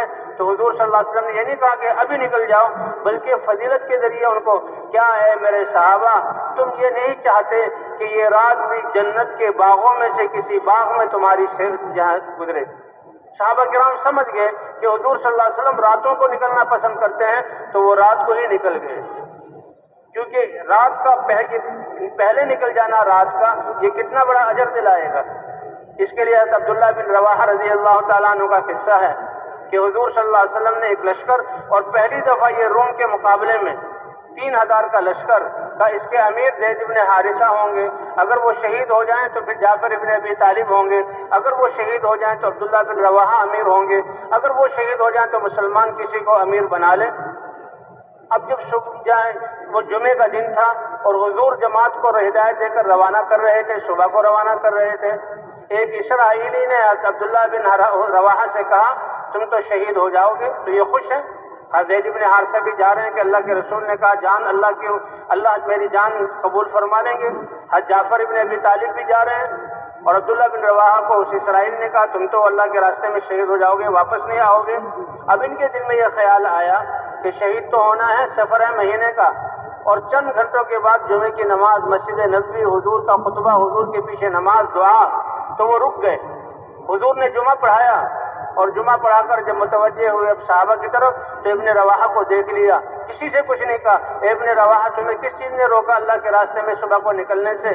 یا رسول اللہ لأجمع معک، آپ کے پیچھے جمعہ پڑھنے کے لیے میں رکا ہوں۔ کہا کتنا پیچھے رہ گئے؟ کہ یا رسول اللہ آدھا دن تو ہے، سواری بالکل تیار ہے، بس جمعہ پڑھ لیا اور کوئی غرض نہیں تھی، سوار ہوں گا، تیز دوڑاؤں گا، ایڑ ماروں گا اور رات تک اپنے ساتھیوں سے مل جاؤں گا، ساتھیوں کے ساتھ۔ لیکن آدھا دن وہ پہلے نکل گئے اور میں آدھا دن بعد میں جا رہا ہوں، یہ مسجد نبوی کی نماز کو لے کی فضیلت حاصل کرنے کے لیے حضور نے ان کو شاباشی دی، اور حضور نے یہ نہیں کہا واہ تم نے تو کمال کیا، یہ بھی ثواب لے لیا اور پھر اللہ کے راستے میں بھی تم بر وقت ان کو پہنچ جاؤ گے۔ حضور نے فرمایا تم آدھے دن پیچھے رہ گئے ہوگے، جی ہاں سن لو، لو انفقت ما فی الارض جميعا ما ادرکت غدوتهم، اگر تم دروئے زمین کے سارے خزانوں کے مالک بن کر اللہ کی راہ میں نفلی صدقہ کر دو، خرچ کر دو، اس ثواب کو تمہارے ان اعمال کے ثواب سے ملا دیا جائے، تو وہ آدھا دن جو پہلے نکلے ہیں مجھے چھوڑ کر، یہاں کی نماز کو چھوڑ کر، تم ان کے آدھے دن کے ثواب کی ذاتی کو پا نہیں سکتے۔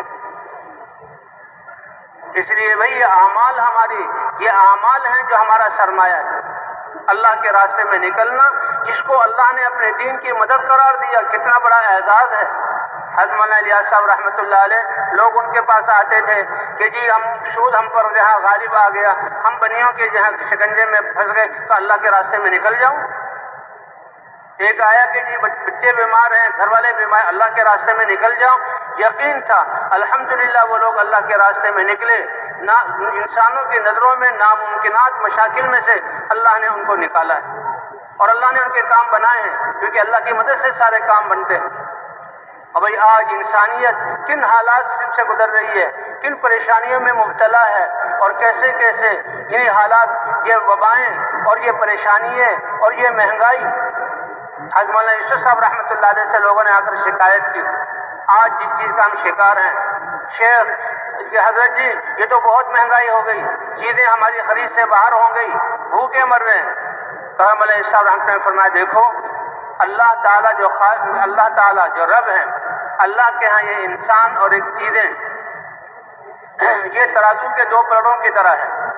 انسان اور یہ اشیاء مخلوقات ترازو کے دو پلڑوں کی طرح ہے۔ جب انسان اپنے ایمان اور اعمال کو بنا کر اللہ کے ہاں قیمتی بن جاتے ہیں تو اللہ چیزوں کو ہلکا کر دیتے ہیں، سستا کر دیتے ہیں۔ یہ بھاؤ آسمانوں سے مقرر ہوتے ہیں، حکومتیں بھاؤ مقرر نہیں کرتی، یہ تو مجبور ہوتے ہیں، بندھے ہوئے ہوتے ہیں کسی کے ہاتھ میں، فیصلے کی ڈور اللہ کے ہاتھ میں ہے۔ فرمایا انسان ایمان اور اعمال سے جب اپنے آپ کو قیمتی بنا لیتا ہے، اللہ تعالیٰ چیزوں کی فراوانی اور ان کو سستا کر کے لوگوں تک پہنچا دیتے ہیں۔ لیکن جب انسان اپنے ایمان اور اعمال سے نکل کر اپنے آپ کو بے قیمت کر دیتا ہے تو چیزوں کی قیمتیں زیادہ ہو جاتی ہیں۔ لہذا ان حالات میں ہمیں تو اے اللہ ہمیں ان دلدلوں سے بچا، اے اللہ ہمیں ان وباؤں سے بچا، اے اللہ ہمیں اس مہنگائی اور بھوک سے بچا، اس کا راستہ خود بھی توبہ کرنا ہے اور ہر مسلمان سے توبہ کرانا ہے۔ اور ہمارا نماز کو گناہوں کو ہم گناہ سمجھتے ہیں، لیکن دین کی محنت جو چھوڑی اور جس کی وجہ سے یہ امت گناہوں میں پڑی اور جس کی وجہ سے حالات آ گئے ہیں، اس کو گناہ نہیں سمجھتے، تو لہذا اس کو بھی گناہ سمجھ کر اللہ سے معافی مانگنا اور توبہ کرنا۔ یا ہم توبہ کریں گے اور استغفار کریں گے، اللہ اپنی رحمت کے دروازے کھول دیں گے۔ تو کیوں بھائی سب تیار ہیں اس کے لیے انشاءاللہ؟ یہ اللہ کے راستے میں نکلنا اسی لیے ہے۔ اے اللہ سب سے بڑا گناہ، مہا گناہ کہ جس کی وجہ سے ساری نافرمانی دین کی میں نے ہم سے چھوٹی، اے اللہ پچھلے گناہوں کو معاف فرما دے اور اگلی زندگی کو اے اللہ ہمارے دین کے لیے ہمیں قبول فرما لے۔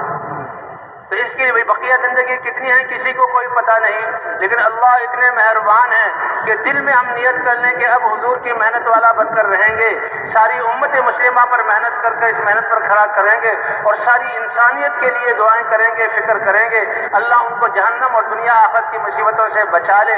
نیت کرتے ہی اللہ کے ہاں ہماری قیمت بڑھ جائے گی۔ تو بھئی کون کون ہے جو تیار ہیں انشاءاللہ اس بات کی نیت کرتا ہے؟ ہاں، جب تک زندگی کے سانس باقی ہے ہمارے پاس مہلت، بھائی سب سے پہلے اس مجمع سے اس بات کی درخواست ہے کہ جن کے 4 مہینے نہیں لگے وہ تو کھڑے ہو کر اللہ کو دکھلا دیں کہ ہم 4 مہینے کے لیے اللہ کے راستے میں جانے کے لیے تیار ہیں۔ اس کے لیے فرمائیں بھائی، اس کے لیے فرمائیں۔ لیکن تشکیل کا وقت